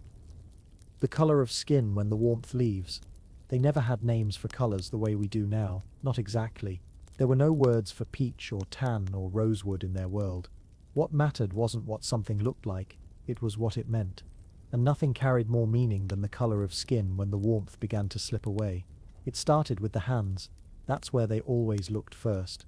The fingertips would pale, slowly, as the body drew its heat inward, away from the edges, back toward the lungs, the heart, the liver. The color faded from brown to ash, to something grey-blue, like the underside of a rock pulled from frozen earth. You didn't need firelight to see it. Even in dim twilight, that change stood out. If it was only the fingers, there was still time. They'd take the hand, wrap it in their own, press it to the chest, cover it with hide, with moss, with breath. They'd speak softly, not because they expected an answer, but because the voice was warmth too. Sometimes that was enough. Sometimes, the fingers would darken again, slowly, with a return of life, of color, of something fighting back. But not always. Sometimes, the fading spread. It moved up the arms, across the cheeks, around the lips. That was when they truly watched. That was when the elders said nothing, but everyone knew what they were looking for. There was a shade the skin took on, once the body gave up its struggle. Not white, not blue, not quite grey. It was the absence of all of them. Like warmth had been drained, not just from the body, but from the world around it. The skin became still, not cold at first, just empty. Like it had been left behind by someone who'd already gone. They touched the chest, not to feel for breath, but to feel for heat. Because sometimes the chest still rose and fell, but the warmth was already gone. They'd seen it, more than once. A child sleeping too long, lips pale, eyes fluttering behind closed lids. A hunter lying by the fire, too quiet, too still, his color drained like the coals beside him. They knew then, it wasn't always dramatic. Death didn't roar, it didn't scream its arrival. Sometimes, it just arrived in silence, in stillness, in color. Even before the breath stopped, even before the pulse was gone. The skin told you first, it taught them how to recognize the nearness of the edge. Some tried to describe it. the color of river stones, someone once said. The shade of sky just before snowfall, another said it looked like the color of breath left on bark. But no one could agree, because it wasn't about what it resembled, it was about what it meant. It meant the fire had lost. It meant the cold had reached the center. It meant that body was no longer a home. When someone passed like that quietly, slowly, their skin turning to that empty shade, they didn't always say they died. Not immediately. They said, the warmth left them. As if it had stepped out, as if it had somewhere else to be. And in a way, maybe it did. Some believed that warmth was a kind of spirit. A traveler, something on loan from the world, passing through, keeping each body alive just long enough to tell its part of the story. And when it left, it took the color with it. They wrapped the bodies gently, not because they thought the person might come back, but because they respected the warmth that once had lived there. Even in death, the body deserved not to freeze too quickly. They would place a warm stone near the heart, not to revive it, but to honor where the fire had once been. That was how they mourned, not with loud grief, but with quiet watching, with attention, with the memory of color. And long after, when they saw frost on leaves, or the edge of ice creeping over the river, or the strange silver-gray sky before dawn, they would pause, and they would remember. Not the face exactly, but the shade, the skin, when warmth had gone, the story the color told, even after everything else had ended. The long walk with no destination. No one planned it. That was the first truth. The long walk never began with a decision, a map, or even a direction. It started with a moment, a fire too cold, a shelter too broken, a silence too loud, and in that moment someone stood up, not with purpose, just with motion. The body moved before the mind could catch it, and the walk began. They'd seen it before. The way someone rose, slow and quiet, and stepped out into the snow without saying a word. At first others assumed they were just gathering wood, checking a trap, looking for dry moss. But then minutes passed, then longer, then the wind shifted, and no footprints returned. That's when someone would say it. They're walking, and everyone knew what that meant. It wasn't a journey to anywhere. The person walking didn't pack food, they didn't bring a spear or a skin of water. Sometimes they didn't even wear both boots. They just walked into the white, into the stillness, into the part of the world where names stopped mattering. It could happen to anyone. A hunter, after too many days of empty tracks. A mother, after too many nights of holding a child whose fever wouldn't break. The elder, who had stopped speaking, then stopped eating, then simply stood one morning and walked into the trees. It wasn't madness. It wasn't weakness. It was winter. The kind of winter that didn't just freeze water. It froze will, froze purpose, froze the small things inside a person that told them to keep trying. Sometimes the body kept going long after the spirit had sat down inside. The walk was what came after that. They didn't chase those who walked, not always, because chasing made noise. It broke the silence. It took energy that couldn't be wasted, and sometimes those who walked wanted to go, not out of anger, but because they believed it might give someone else a better chance. One less mouth, one less blanket needed, one less life to protect, when there were already so few sparks left. Sometimes someone would try though, call out, follow the trail, beg, but the person ahead never turned back. They didn't hurry, they didn't run, they just kept moving, as if the earth itself had asked something of them. The snow always claimed the footprints quickly. After a time there was nothing left to follow, no sign of where they'd gone, just a few strands of hair on a branch, a single handprint in soft frost, a broken twig where they leaned once, maybe to rest, maybe just to listen. It was never about distance. Some walked far, miles into the hills, disappearing over ridges where the cold grew sharp enough to burn. Others didn't make it more than a few hundred steps. They sat beneath trees, backs to bark, eyes half closed. The snow covered them gently, slowly, without malice. They always looked peaceful, in the end. That's what people said. Not because they were at peace, but because the cold smoothed everything. Lines of grief, tension in the jaw, fear in the hands. It was all erased by frost, by stillness, by time. The long walk wasn't something people were proud of, but neither was it shamed. It was understood. It was remembered. Some nights, they would sit around a small struggling fire, and someone would mention a name. Not the whole story, just a name. And someone else would nod. Maybe they'd add, he was the one who walked after the storm, or she walked, the morning the water froze inside the tent. They didn't say much more. There wasn't much more to say. They had learned not to ask why. The long walk was a language of its own, one spoken by boots on snow, by silence, by the rhythm of steps that didn't care if they led anywhere at all. What mattered wasn't where they went. What mattered was that they had chosen to go, and that somewhere in that white, endless world, they had become part of it. The forest didn't mind. The wind didn't judge. The snow wrapped them like it wrapped everything. And in spring, when the thaw came and the rivers ran again, sometimes someone would find a trace, a bit of hide, a carved bead, a smooth stone held in a frozen hand. They would pick it up, hold it in silence, and carry it home. Not as proof, not as grief, but as memory, because even a walk with no destination left behind footprints, once, even if no one ever found them again. The way a fire fails in high wind. They always said wind wasn't what killed the fire. It was the way the wind spoke to it, too fast, too sharp, as if scolding, as if trying to remind the flame that it didn't belong, that it was only borrowing space in a world made mostly of cold. When the gusts rose, no one had to speak. The clan moved without orders. Hands went to the fire. Hides lifted into shields. Stones were stacked tighter around the edges. Not to fight the wind. No one could fight the wind.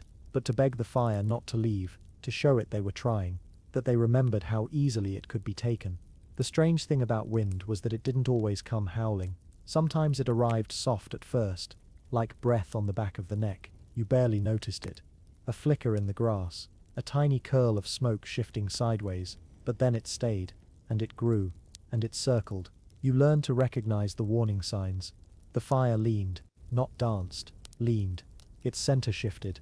It flickered not with joy or energy, but with strain, as if every flame was being pulled in a direction it didn't want to go. The smoke stopped rising, and began to whip low sideways into eyes, into throats. It choked those who stayed too close. The fire wasn't just in danger, it was suffering. The worst winds came at night, when the world was already cold, when bodies had already settled down, when the last of the day's wood had been burned. That was when the wind crept in with urgency.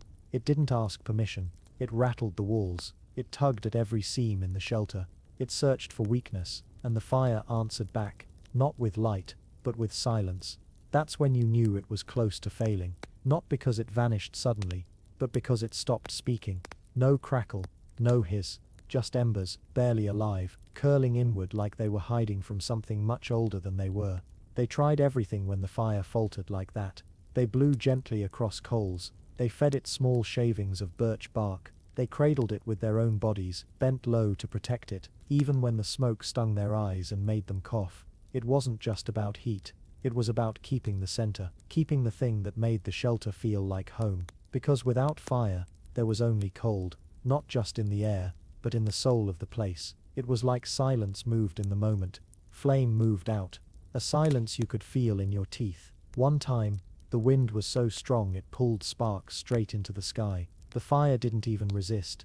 It just gave itself up. The flames were sucked upward, and vanished, gone. And what was left behind was worse than darkness. It was the sound of nothing. And the people in the shelter, no one said a word. They just moved, fast, efficient. They knew what came next if they didn't. That night, they used all the dry wood they had left. Every scrap, every hidden bundle. They fanned and whispered, and pleaded with the coals until one of them caught, until orange pushed back against blue, until light came back. And when it did, someone cried, not loudly, just a breath through teeth. Relief, because they knew what had almost happened. Not just the loss of fire, but the beginning of a night, too long to survive. High wind made everything harder, even the act of standing still, even breathing. It sucked the air from lungs. It carried voices away before they reached the person next to you.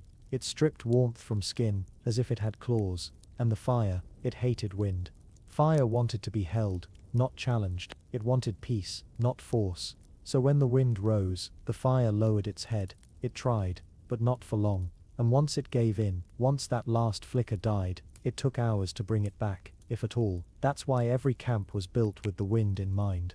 Behind rock walls, inside hollows, beneath overhangs where branches broke the current. And even then it wasn't safe. No shelter could protect forever. All they could do was delay the inevitable, because the wind always came. And the fire always remembered what it felt like to be taken. So when you ask them what scares them most, not wolves, not hunger, not darkness, They will say, the wind, because wind takes what they can't remake, and the fire once gone, leaves behind more than cold. It leaves behind fear, it leaves behind silence, it leaves behind the memory of how hard it was to get it burning in the first place. The smell of cold ash and frozen hair. It was always the smell that told the truth first. Long before your body admitted it was cold, long before your hands stopped working right, or your breath turned sharp, it was the smell. The one that drifted in slowly, quietly, like a memory sneaking back when you weren't paying attention. The smell of cold ash and frozen hair. It clung to the inside of the shelter. It settled in the folds of hides, in the seams of cloaks, in the crease behind your ear where warmth used to live. It didn't smell like fire. Not exactly. Fire had life. Fire meant resin and fat and crackling, smoky heat. But this smell was what was left after all that. It was the smell of after, ash that had once been wood, now grey and still, soft like dust but colder somehow. The kind of cold that carried silence with it. Ash that no longer rose when disturbed, just sank, like it had given up even pretending to be smoke. And hair. Your own, or someone else's. It didn't matter. Hair gone stiff from the freeze. Tangled with ice where breath had escaped, and frozen again. It made a sound when touched, brittle and papery. It smelled of soot and old sweat, of something human wrapped too long in survival. Some said they couldn't smell it anymore. That after enough nights near the fire, after enough mornings waking up with frost clinging to eyebrows and lashes, the smell became part of them, like it had woven itself into their skin. But others knew it was still there, always there. That was how they knew when the fire had truly gone out. It wasn't by light, because sometimes the embers still glowed. It wasn't by heat, because sometimes the stones around the fire pit held a bit of warmth. It was the smell. That unmistakable mix of cold ash and hair gone stiff. It meant nothing living was burning anymore. It was grief, in scent form. You'd wake to it sometimes, no warning. Just the soft shock of air that carried no warmth. And then that smell, faint at first, but growing. It curled inside your nostrils. It told your bones something your brain hadn't realized yet. The fire's dead. Get up, move, find something dry. Something that can burn. Because the longer that smell lingered, the harder it became to believe the fire would come back. And it was hardest on the children. They cried, not because they were cold, but because they knew what the smell meant. They'd learned. The scent made them cling tighter, curl smaller, whisper things in the dark like, "Don't let it happen again." They didn't need to see the fire to know it had failed. Even the strongest among them carried it in their clothes. The warriors, the firekeepers, those who made it their task to always keep the center burning. You could smell it on their cloaks, a blend of old smoke, human grease, charred bark, and the chill of hair that had frozen and thawed too many times. And after death, that's how they knew how long someone had lasted. The bodies found curled near pits where fire had once lived. Those bodies didn't smell of rot or blood. They smelled of ash, of soot that had stopped rising, of hair that had frozen in place and stayed there. Even their breath seemed marked by it. When they leaned in close to stir the embers, their exhale carried it back. That scent of having lived too many nights too close to the edge, of having survived, but not untouched. Sometimes in the spring, the smell lingered anyway. When warmth came back to the soil, and snow pulled back into the hills, there were mornings where they'd open their eyes and still smell it. Ash, hair, a world that had just barely held on, and they'd check the fire, even when they knew it was burning, just to be sure. Because sometimes memory clings harder than frost, and the scent of what almost broke you can follow you long after you've walked away. What was buried just to survive? Not everything that was buried was meant to stay gone. That was the first thing they learned. Burials weren't just about the dead, not always. Sometimes they were about endurance, about hiding something away and hoping it would be there when the world softened again. Because in winters like that, survival wasn't just about hunting or fire, it was about choices. About what to hold on to and what to let the ground keep for a while. And sometimes what they buried wasn't a body, it was a tool, or a memory, or a part of themselves. They buried food first. That was easiest to understand. Roots packed in woven baskets, sealed with mud and ash, sunk beneath the frost line where they wouldn't rot. If it was dry, it stayed edible. If it was salted, it lasted longer. They marked the spot with stones. Not many, just enough to find it again. But snow could cover anything, and there were times when they dug for hours and still never found what they'd hidden. Next came tools, When hunger grew sharp and trade became desperation, they would bury blades, stone knives wrapped in bark, bone awls, even fire-starting stones, so they wouldn't have to give them up in a barter. They'd walk into the next camp with empty hands and hollow faces and pretend that was all they had. Because if the fire came back, and they lived through the storm, they'd need those tools again. Sometimes they buried stories, not in the way you'd think, not as scrolls or words, but in silence. There were nights when someone whispered a memory of the way the river looked before it froze, of a sibling lost to the ice, of laughter in a place now covered in snow, and then someone else would hush them. Not out of cruelty, but because remembering could break the will to keep going. So the stories were folded inward, buried behind the eyes. Meant to be shared later, in spring, when voices didn't feel so fragile. There were other burials too, the kind they didn't speak of. Sometimes a mother gave birth too soon, and there was no warmth left for the child. They wrapped the body tight, placed it beneath a tree, or in a stone hollow, and said nothing. Not because they didn't grieve, but because grief was a luxury they couldn't carry. They buried the pain deep, under layers of silence and snow. Maybe they'd return later. Maybe not. Other times, someone too weak to walk would ask to be left behind. And after the fire dimmed, and the last warm broth had been shared, they were wrapped in furs and left in a hollow where the cold would come gently. It wasn't exile.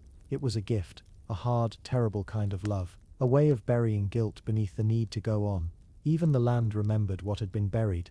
In the thaw, strange things rose back up, a stone shaped like a bird, a child's toy carved from antler, a bundle of dried berries wrapped in hide, and they would hold these things in their hands and know that someone had once chosen to let it go, rather than die with it. That's how they honored survival. Not with pride, with quiet, with understanding that winter took things no one wanted to give, and sometimes they buried joy. Laughter became too sharp, it reminded them of warmth, so they tucked it away.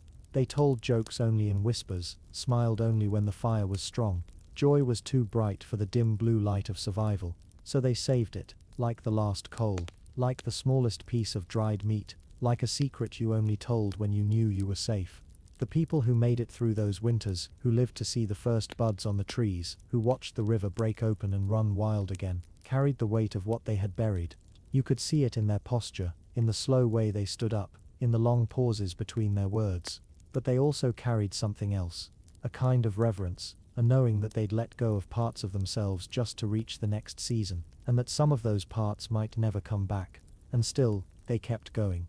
Still, they built fires again. Still, they dug up the baskets, unwrapped the tools, and let the stories surface. Because surviving wasn't about what you kept. It was about what you were willing to bury for a while, just long enough to stay alive.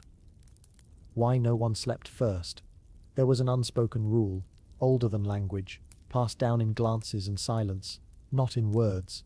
No one wanted to be the first to sleep, not in winter, not when the fire was still young and small, and the wind hadn't made up its mind yet. They would all sit together, hunched close around the low flame, their bodies heavy with exhaustion, but no one would lie down first. It wasn't pride, it wasn't stubbornness, it was fear, not of the dark, but of what might come with it. The first to fall asleep was the one who didn't hear the wind change, the one who didn't notice the ember shift, the one who wouldn't wake if the shelter wall gave way, or the smoke turned inward, or something cold slipped through a crack and made itself part of the room. They knew what it meant to close your eyes too early. They had seen what happened. Not often, but enough.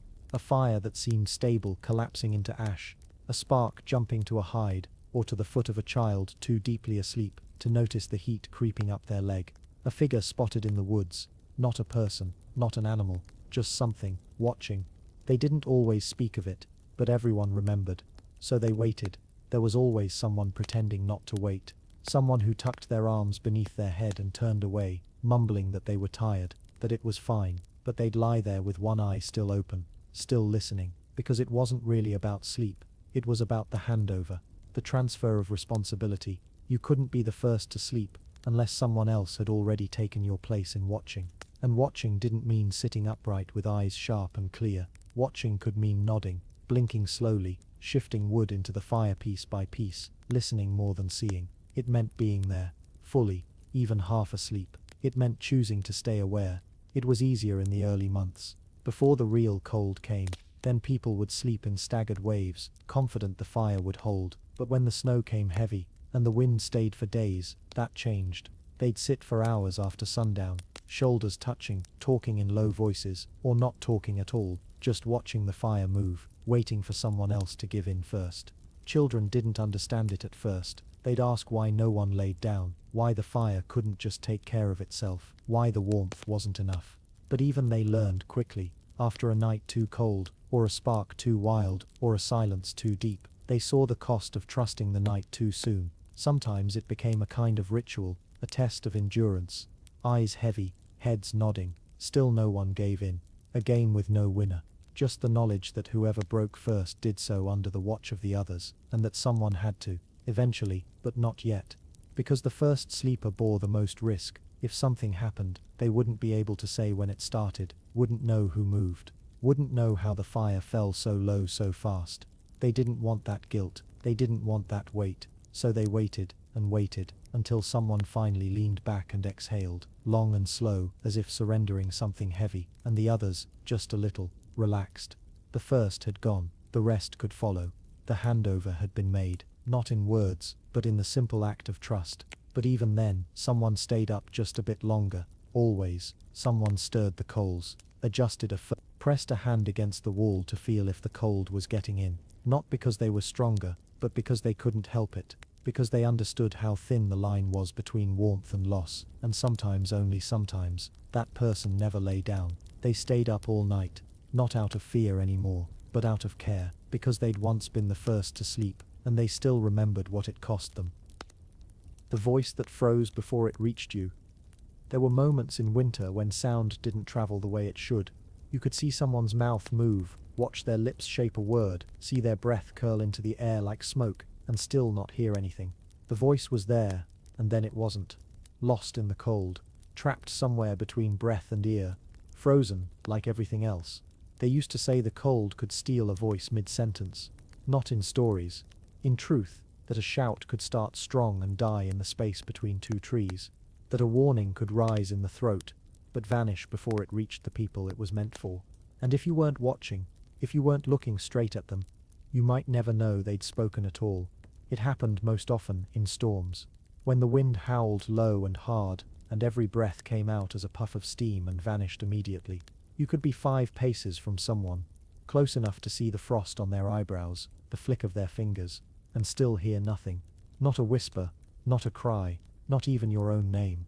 They learned to read faces, learned to signal with hands, to look for meaning in the way a jaw clenched, or the way someone's shoulders tightened. Words weren't reliable anymore, not when the air itself turned against them. It was worse at night, when the snow muffled everything, and the cold didn't just bite, it swallowed. You could sit in the shelter, the fire flickering weakly, and hear nothing from outside, and you'd tell yourself that meant all was safe. But it didn't. The world was still moving, branches still cracked, ice still shifted. But the cold had taken the sound away. It had taken voices before. There were stories, real ones, passed down from those who'd lived it, of people trying to call out across a clearing, only to realize no one had heard. That something urgent had been said, something needed, but it had disappeared into the wind. Not because it wasn't loud enough, but because the air had no interest in carrying it. Some said the cold had a hunger for voices, that it liked to collect them, not all at once, but slowly, over time, a word here, a goodbye there. The last breath of someone alone in the snow, wrapped in furs, whispering a name no one would ever hear. The cold kept those, stored them somewhere deep in its belly. That's why they didn't speak more than necessary. Why instructions were given in the day, clearly, carefully, with eye contact, and nods and gestures that left no doubt. Because the night might not let your voice reach anyone, and the cold didn't give second chances. It wasn't always just about distance either. Sometimes, even when someone stood right beside you, their voice felt thin, like it came from behind a wall, like it had already been half taken by the frost before it left their lips. You'd hear your name and turn, but too late. The warning was gone. The help had already been needed. That was why they learned to act first, speak second, to respond to movement, not sound. Because in winter, the sound lied. It came late, or didn't come at all. Even laughter froze strange. It came out brittle, short, a single burst that didn't echo. That fell flat against the snow and vanished. You could laugh and feel the sound die before it ever truly reached the people around you. And in those moments, joy felt lonelier than silence. There were times when the fire snapped loud, and someone would flinch, not because of fear, but because it reminded them what sound should be. What a voice once felt like when it moved through air that wanted it to be heard. And sometimes, someone would try anyway. They'd shout into the night, to test it, to fight it, to see if maybe, just maybe they could still be heard, and nothing would answer back. Not an echo, not a bird, not even the trees, just the silence of air so cold it refused to carry the weight of words. But the people kept speaking, not because they expected to be heard, but because to stop would mean surrendering something vital. A voice was more than sound. It was proof you were still there, still fighting, still trying to reach someone. Even if the cold took it, even if it froze before it ever found its way to the ears it was meant for, they still spoke. Because a voice, even when stolen, left behind warmth on the breath, and sometimes that was enough. The footprints that froze before they faded. Sometimes you could read a whole story in the snow, not one that had been told with words, but one left behind by feet, a line of prints leading away from the shelter, pressed deep or barely there, short strides, long strides, a stumble halfway through, a trail that curved gently around the sleeping pit, or disappeared suddenly at the tree line. The snow held memory better than anyone, but what they feared most were the prints that didn't fade. In spring, the sun melted tracks, in wind, the powder filled them in. But in the dead of winter, when the cold held everything still, some footprints didn't go away. They froze in place, sharp-edged, shadowed, exact. The step of a child barefoot at dawn, the heel drag of someone already too weak, a lone trail heading away from camp that never came back. The elders said you could tell how cold a night had been by how long the footprints stayed. If they remained into the third day, you knew the ground itself had frozen too deep to take anything new. It meant the world had stopped moving, and even time was too stiff to pass. Sometimes, people followed those trails, not because they expected to find anyone, at least not alive, but because not following them felt worse. A frozen footprint was a question. Where were they going? Why alone? Did they think they'd make it? Were they chasing something? Running from something? Trying to be brave? They always started the same. Just beyond the shelter, where the last warmth lingered. First steps tentative, often light, then a firmer stride, confidence or desperation, depending on the pace. But the longer the trail stretched, the more you could see the truth. A slowing, a pause, a place where knees had sunk in. Sometimes a handprint, half melted, where they'd stopped to rest. They didn't need to find the body to know what had happened. The trail told them everything, and it wasn't always a stranger. Sometimes, it was someone they knew, someone they'd eaten with the day before, someone who hadn't said goodbye, just stepped outside to relieve themselves, or gather wood, or check on something, and didn't come back. The cold didn't always kill loudly. It waited, it watched, it found you in the small moments, when you thought you could make it back without your furs, or when you believed the wind had calmed just enough to risk a quick trip. The worst was when the footprints circled, a wide arc around the camp, over and over, as if the person had forgotten where they were going, as if the world had shifted around them, and nothing made sense. That was how they knew the frost had reached the mind, because once the brain started to slow, once it stopped recognizing trees or slope or direction, there was no turning back. They wandered, and the snow took the rest. They marked those footprints carefully, left a stone or a bundle of branches where the trail ended, not to glorify it, but to remember, to warn, to say this happened here, this person walked this path, and we saw it. But even more haunting were the trails that ended too cleanly, no sign of falling, no body, just the last step, a single impression. 1 foot, and then nothing.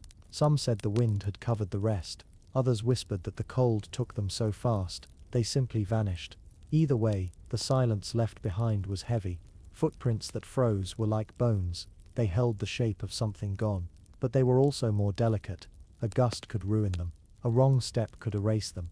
So they didn't touch them unless they had to. They walked around. They whispered. They respected the path. There was a kind of grief in them. Not loud, not sharp, just quiet, lingering, frozen in the ground like a memory no one could speak aloud. And even when they melted in the spring, people still remembered exactly where they'd been, because once you saw a trail like that, one that never turned back, you never forgot it. How a cloak could mean life or death. In a world where the cold waited outside every shelter like a patient predator, a cloak wasn't clothing, it was survival. It was your wall against the wind, your barrier between breath and ice. And it wasn't just the having of a cloak that mattered, it was what kind, how thick, how dry, how tightly it wrapped.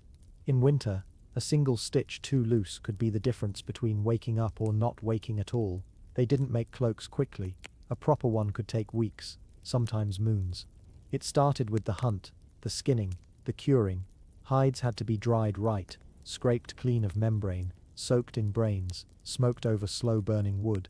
The ones who knew how to do it weren't just tanners, they were life keepers. Everyone relied on them. Their work was worn over shoulders, wrapped around children, shared across sleeping bodies when the wind grew cruel. Every cloak told a story. Some were soft from generations of use, passed down through family lines, patched again and again, until the original fur could barely be seen.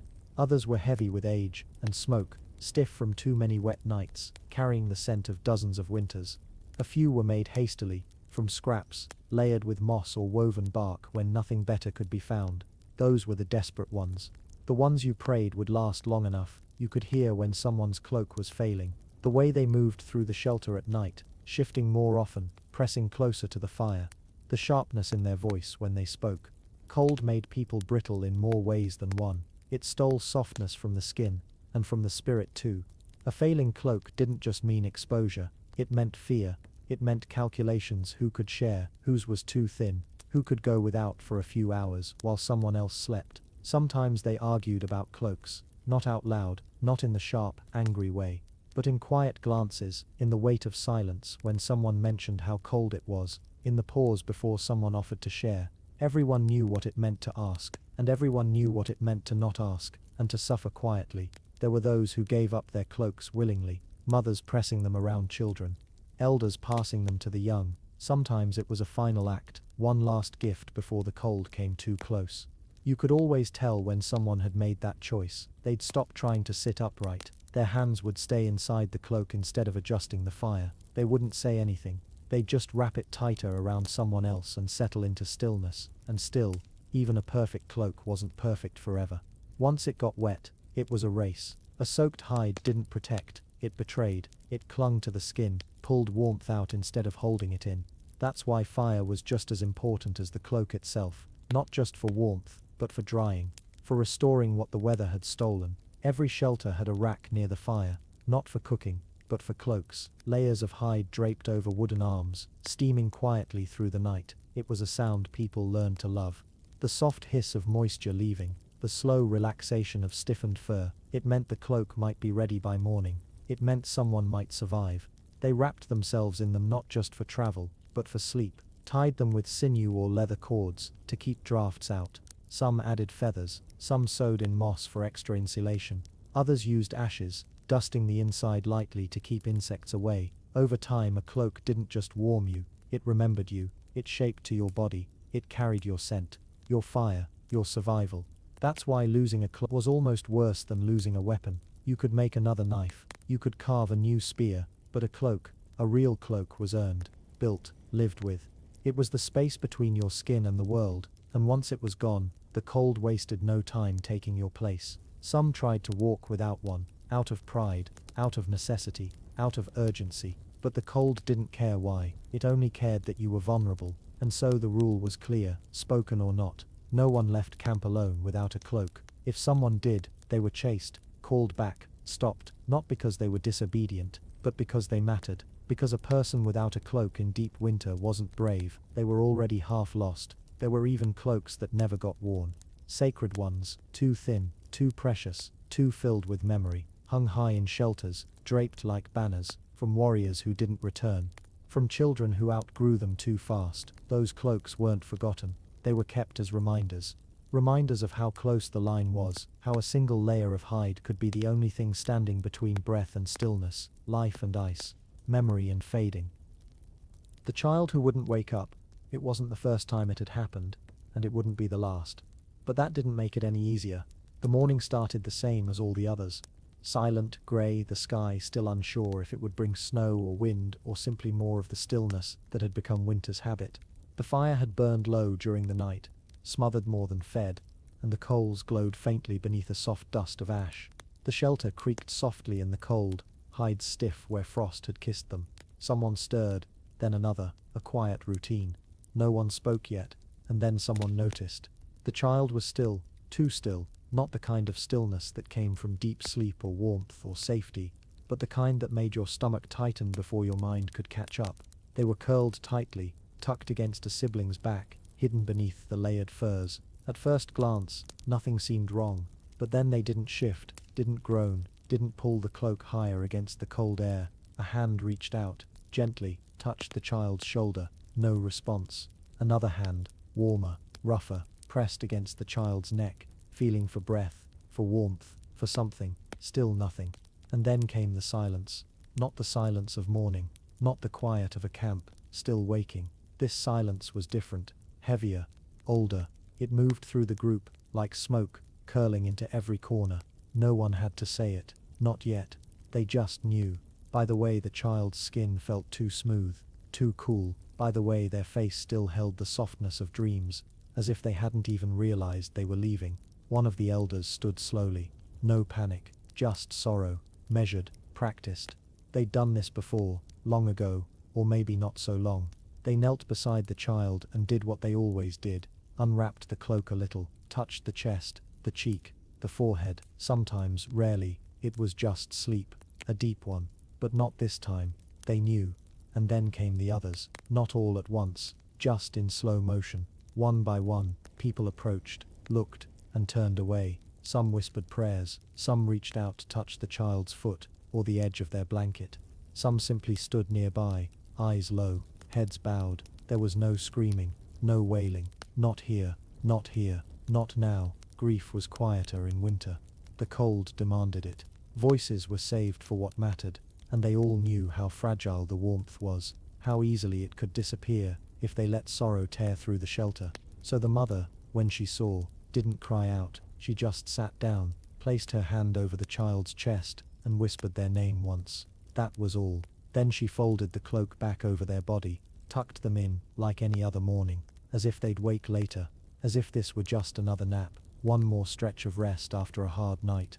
But her hands shook, just a little, only enough for the others to see, and to understand. The cold hadn't been cruel, it had just been itself, unrelenting, patient, waiting for the one left uncovered for a moment too long. Maybe the fire had burned too low, maybe someone had shifted in the night, and pulled the warmth away, maybe the wind had found a crack in the shelter wall. It didn't matter. The child was gone, but the others were not, and so, slowly, someone added more wood to the fire. Someone else passed a warmed stone to the mother. A sibling was drawn close and wrapped in 2 cloaks instead of 1. The elder began whispering a story, not to distract, but to fill the silence with something other than absence. A soft story, a memory of another winter, of another child, of how warmth always returned. Eventually, they didn't move the body yet. That would come later, when the sun was higher, and the frost had loosened its grip. Then they would wrap the child carefully, with the care given to the living, not rushed, not hidden, but with reverence, with memory. The body would be carried, never dragged, and placed in the snow, not as a loss but as a part of them, still part of them, and the shelter would fall quiet again, not empty, but changed, and in the nights to come, someone would check the coals more often, pull cloaks tighter, reach out in the dark, just to make sure the breathing was still there, and every so often, someone would whisper that child's name into the firelight, as if reminding the world they had once been warm. The only place the wind couldn't find. They didn't know if such a place truly existed. Not at first, but they talked about it sometimes. In the deepest part of night, when the fire had gone quiet, and the air outside the shelter was thick with the kind of cold that made bones ache without touch. It was more hope than belief. A whisper passed between generations. A place where the wind couldn't reach, where the cold turned back, where breath didn't freeze, and wood didn't crack, and no one woke with ice stiff in their hair. It was just a story, maybe, but in a world ruled by weather, stories had power. They were instructions disguised as dreams, and the people listened. No one had seen this place, not really, but everyone had a version of it. A small hollow in the earth, lined with moss, a cave warmed from within by stone and steam, a bend in the valley where the snow always melted first, where animals lingered longest. Some said it was beneath the roots of an ancient tree, others believed it wasn't a place at all, but a way of being, a moment shared between people so close, the wind forgot how to slip between them. But once a long time ago, there was a winter so deep that even the strongest couldn't pretend they weren't afraid. The sky stayed white for days. The air never moved, not even to carry a bird's cry. They burned everything they could spare.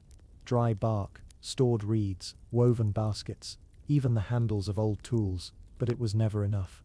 The fire never stretched far enough. The cold pressed in at the corners, through the seams of the shelter, into their bones. That's when one of the old ones said it again.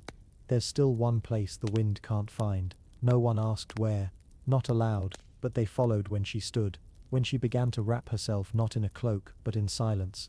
She didn't go far, just stepped beyond the sleeping circle, knelt beside the coals and started to dig, not with tools, with her hands. She cleared the snow first, slow, steady, then the frozen earth beneath. She dug until her fingers bled, until the others joined her, until the hole was big enough for 2, then 3. It wasn't deep, just enough, just wide enough to lie together, to block the wind from above, to share heat where the air could not steal it. They lined it with everything they had, skins, bark, their bodies. It wasn't comfortable, it wasn't pretty, but for the first time in days no one shivered, and no one spoke, not because they were cold, but because they were safe. That night, the wind screamed across the plain. It pulled at trees, it swept across the frozen shelter, it reached into every crack it could find. But when it came to the hole in the earth, when it pressed against the edges, it found no way in, because the people inside were too close, too still, too silent. Together they had made a shape the wind could not fit into, and when morning came, they rose one by one, slowly, carefully, like new things. They didn't speak of what had happened, they didn't name the place, but something had changed. They'd found the shape of stillness, the shape of safety, a space made not from walls or wood, but from warmth that had nowhere else to go. Ever since they carried it with them, that memory, that shape, that knowledge. The place the wind couldn't find wasn't a cave, or a hollow, or a hidden spring. It was each other, pressed close, sharing what little they had, moving as one body, breathing as one flame. And that was the secret, that was the shelter that could survive anything, even winter, even time. What the ice took from the herd. Before the cold came, the herd moved like smoke across the valley, quiet, sure, endless. Their backs steamed in the morning sun, their hooves softened the snow beneath them, and their breath rose in clouds that vanished before they could settle. The people watched them from the ridge, eyes narrowed against the light. The herd was life, meat, bone, sinew, hide. Even dung had its use. Where the herd went, the people followed, not too close, never fast, but always there. But the winter changed everything. It came earlier that year. A wall of white that pushed down from the mountains with no warning, thick and low and bitter. The ice settled into the streams, locked the water mid-flow, froze the roots beneath the earth. The snow crusted over the grasslands, and stayed. The wind howled day after day, chasing birds south and sealing the sky with grey. The herd didn't move like smoke anymore. They moved like ghosts, slower, tighter, less sure. Their eyes were glassy, their ribs showed sooner than they should. The old ones fell behind, the calves didn't keep up, and when they stopped, which they did more often now, they lingered too long in one place, hooves punching through brittle ice, to find nothing underneath. The people still followed, but with less hope. Tracks were harder to read. What looked like a trail could vanish under a new snowfall in hours. Sometimes they'd find signs, torn up earth where snouts had searched for food, blood-flecked snow where a leg had given out, strange shapes where something had slept and not risen. The herd began to vanish, one by one. Some wandered too far from the group and never returned. Others broke through ice too thin to hold their weight. You'd find them lying still, half submerged, their bodies locked in the river like statues. No way to drag them free, no way to carve through the frozen water. You could only stand at the edge, quiet, and watch as the snow began to fall again, covering what you couldn't save. Then there were the ones taken by the cold itself. They simply lay down and stopped rising. No blood, no fight, just stillness. And the others, still alive, would gather around, pressing close, as if their warmth might bring the fallen back, as if they knew what had happened but refused to believe it. Eventually the herd would move on, one short pace at a time, leaving the frozen behind like shadows. The people marked those places, with stones, with broken branches, with memory. Because each animal lost meant more than hunger.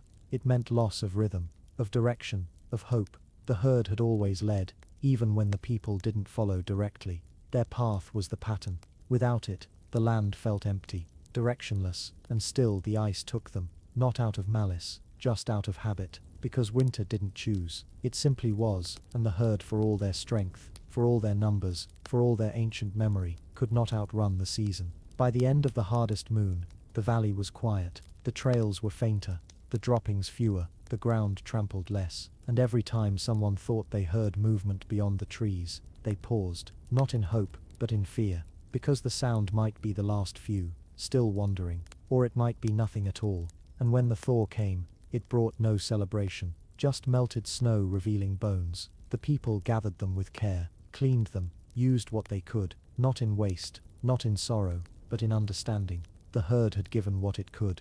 The ice had taken the rest, and next season, when the warmth returned, they would look to the ridge again, and wait, and hope, that somewhere far off, the herd still moved. Why they ate snow in sips? You'd think, living in a world wrapped in white, that thirst wouldn't be a problem, that all around them, hanging from branches, packed into drifts, dusted over every stone, the snow would be enough.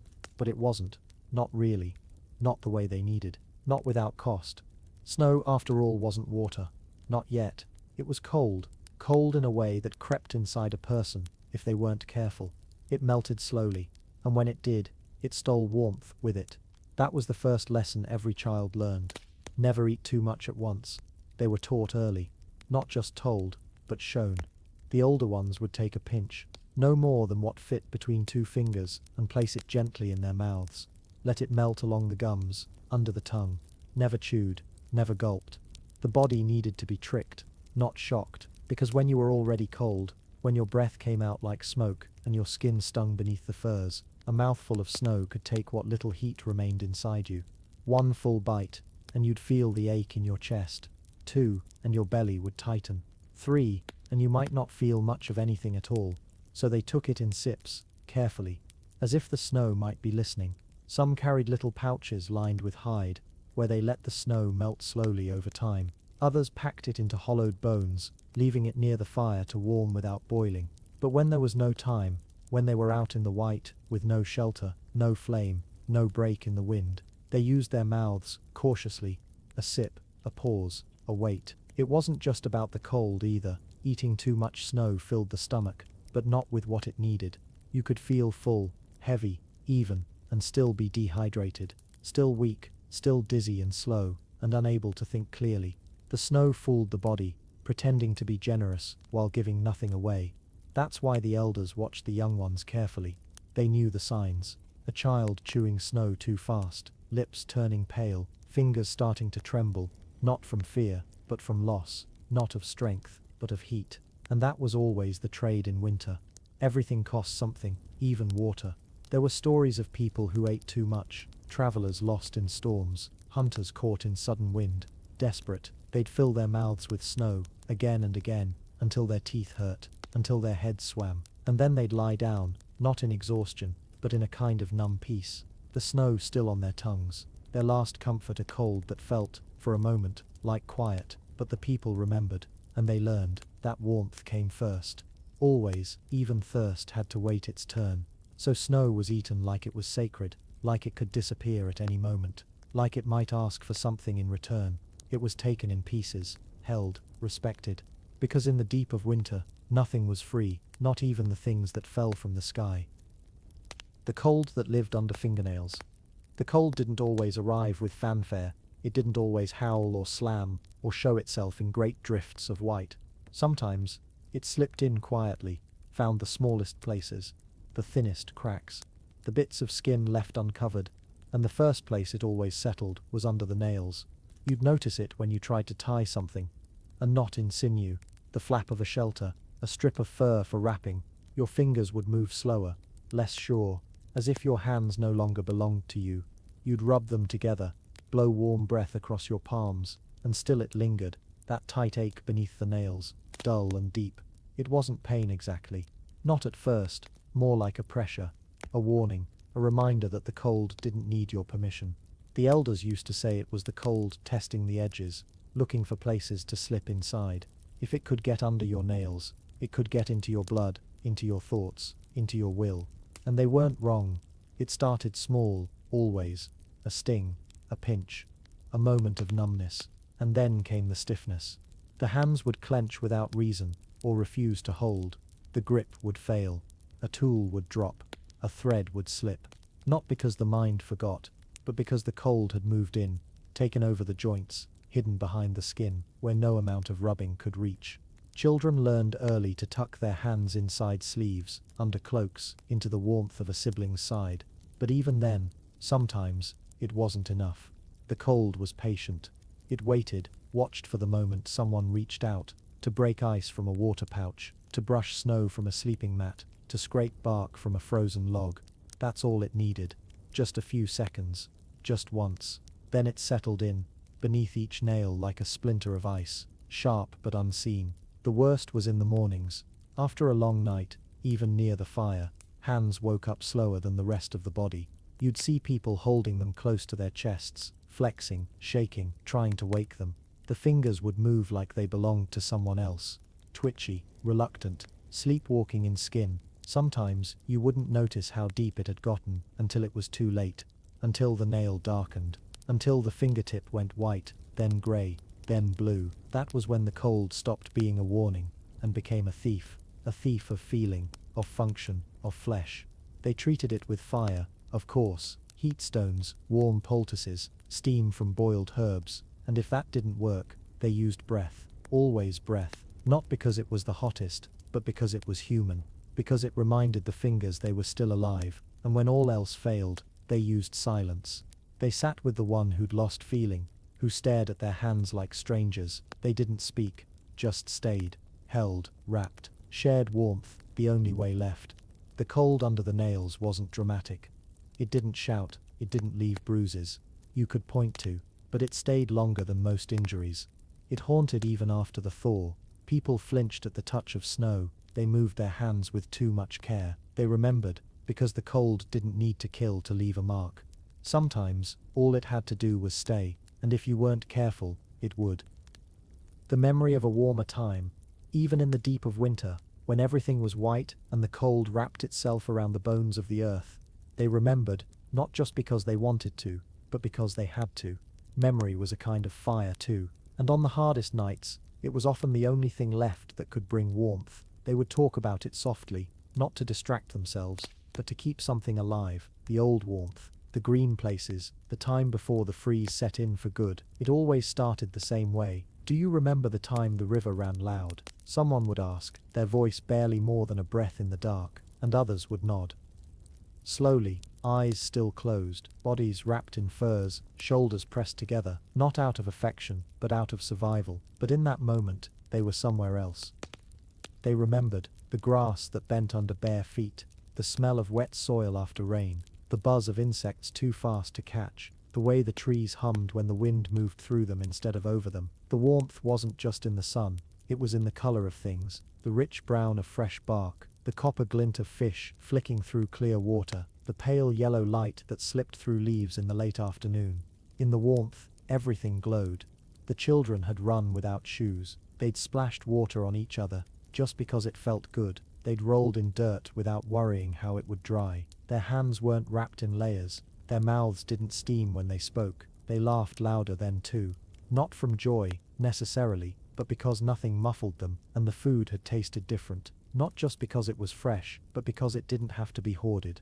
A piece of fruit could be eaten whole, without guilt. A root didn't need to be stretched for days. People shared because they could, not because they feared tomorrow. Even the fire was different then, not clung to, not worshipped, but just there, more for gathering than guarding. Sometimes, the memory would come without words. Someone would smile, suddenly, their eyes still closed, a hand resting over their own chest. Just for a moment, they were back in that warmth, not in detail, not in scene, just the feeling of it, the way your shoulders relaxed when you stepped out of the shade, the way your skin soaked in the sun, without effort. It didn't last long.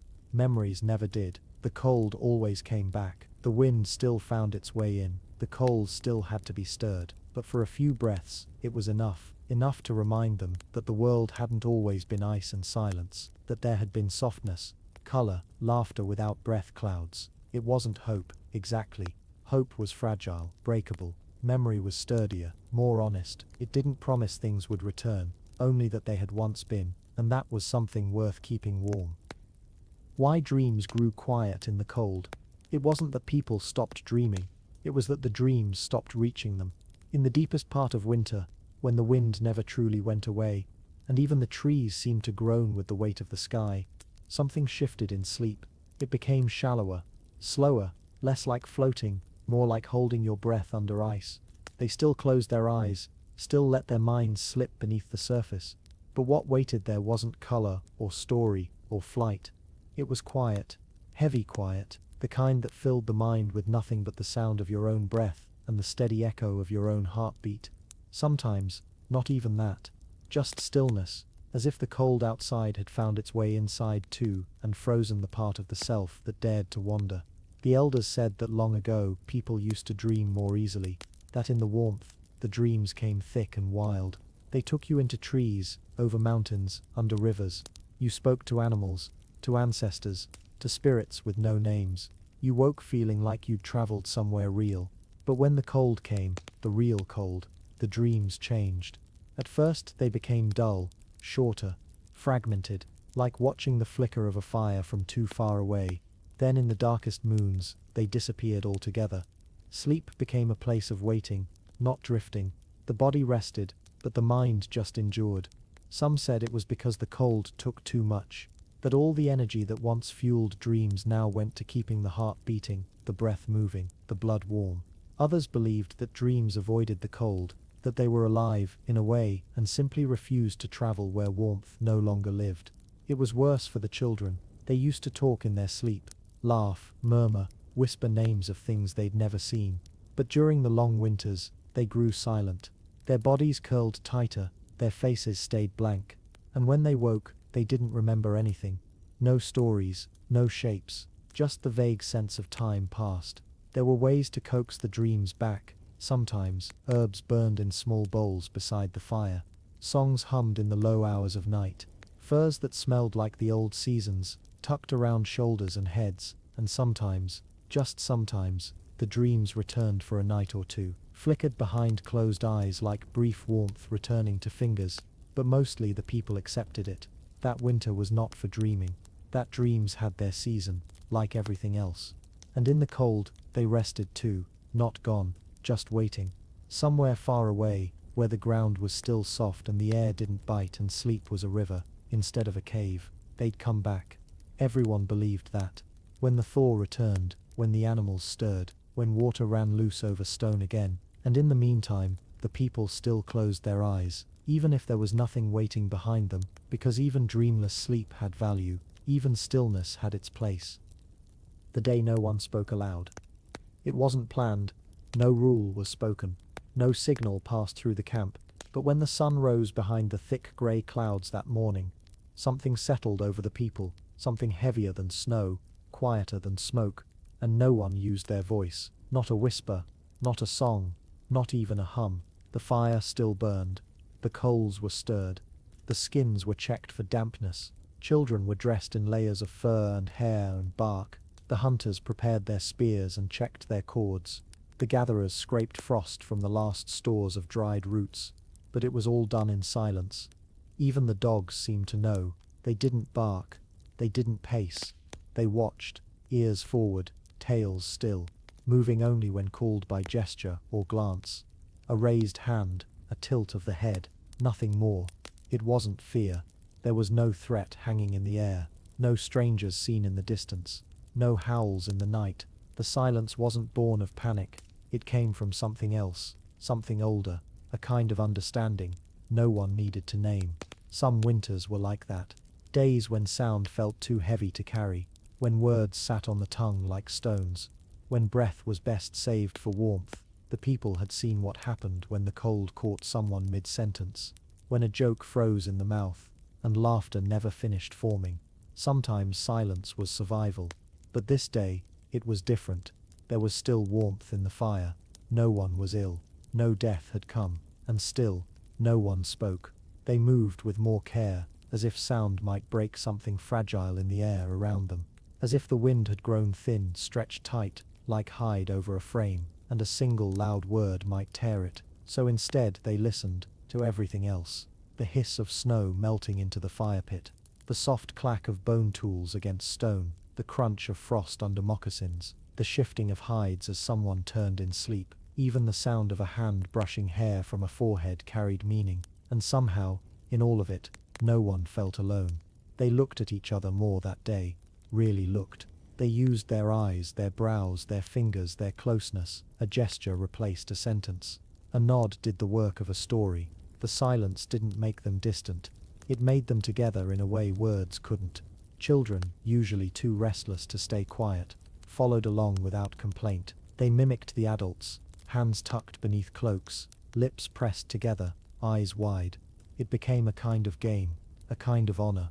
By midday, the snow had stopped falling. The sky hadn't cleared, but something in the air had loosened. People moved a little more freely. Someone passed around a bit of dried berry mash. Someone else offered strips of smoked meat. Still no words. It wasn't until the stars had returned, dim behind the veil of clouds, that someone finally spoke.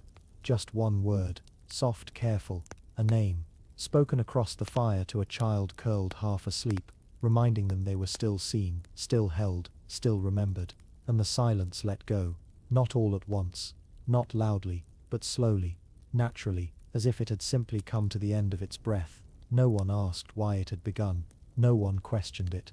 There were no jokes made, no stories exaggerated later, because everyone understood. Sometimes the cold took noise from the world for a reason, and sometimes the quiet gave something back.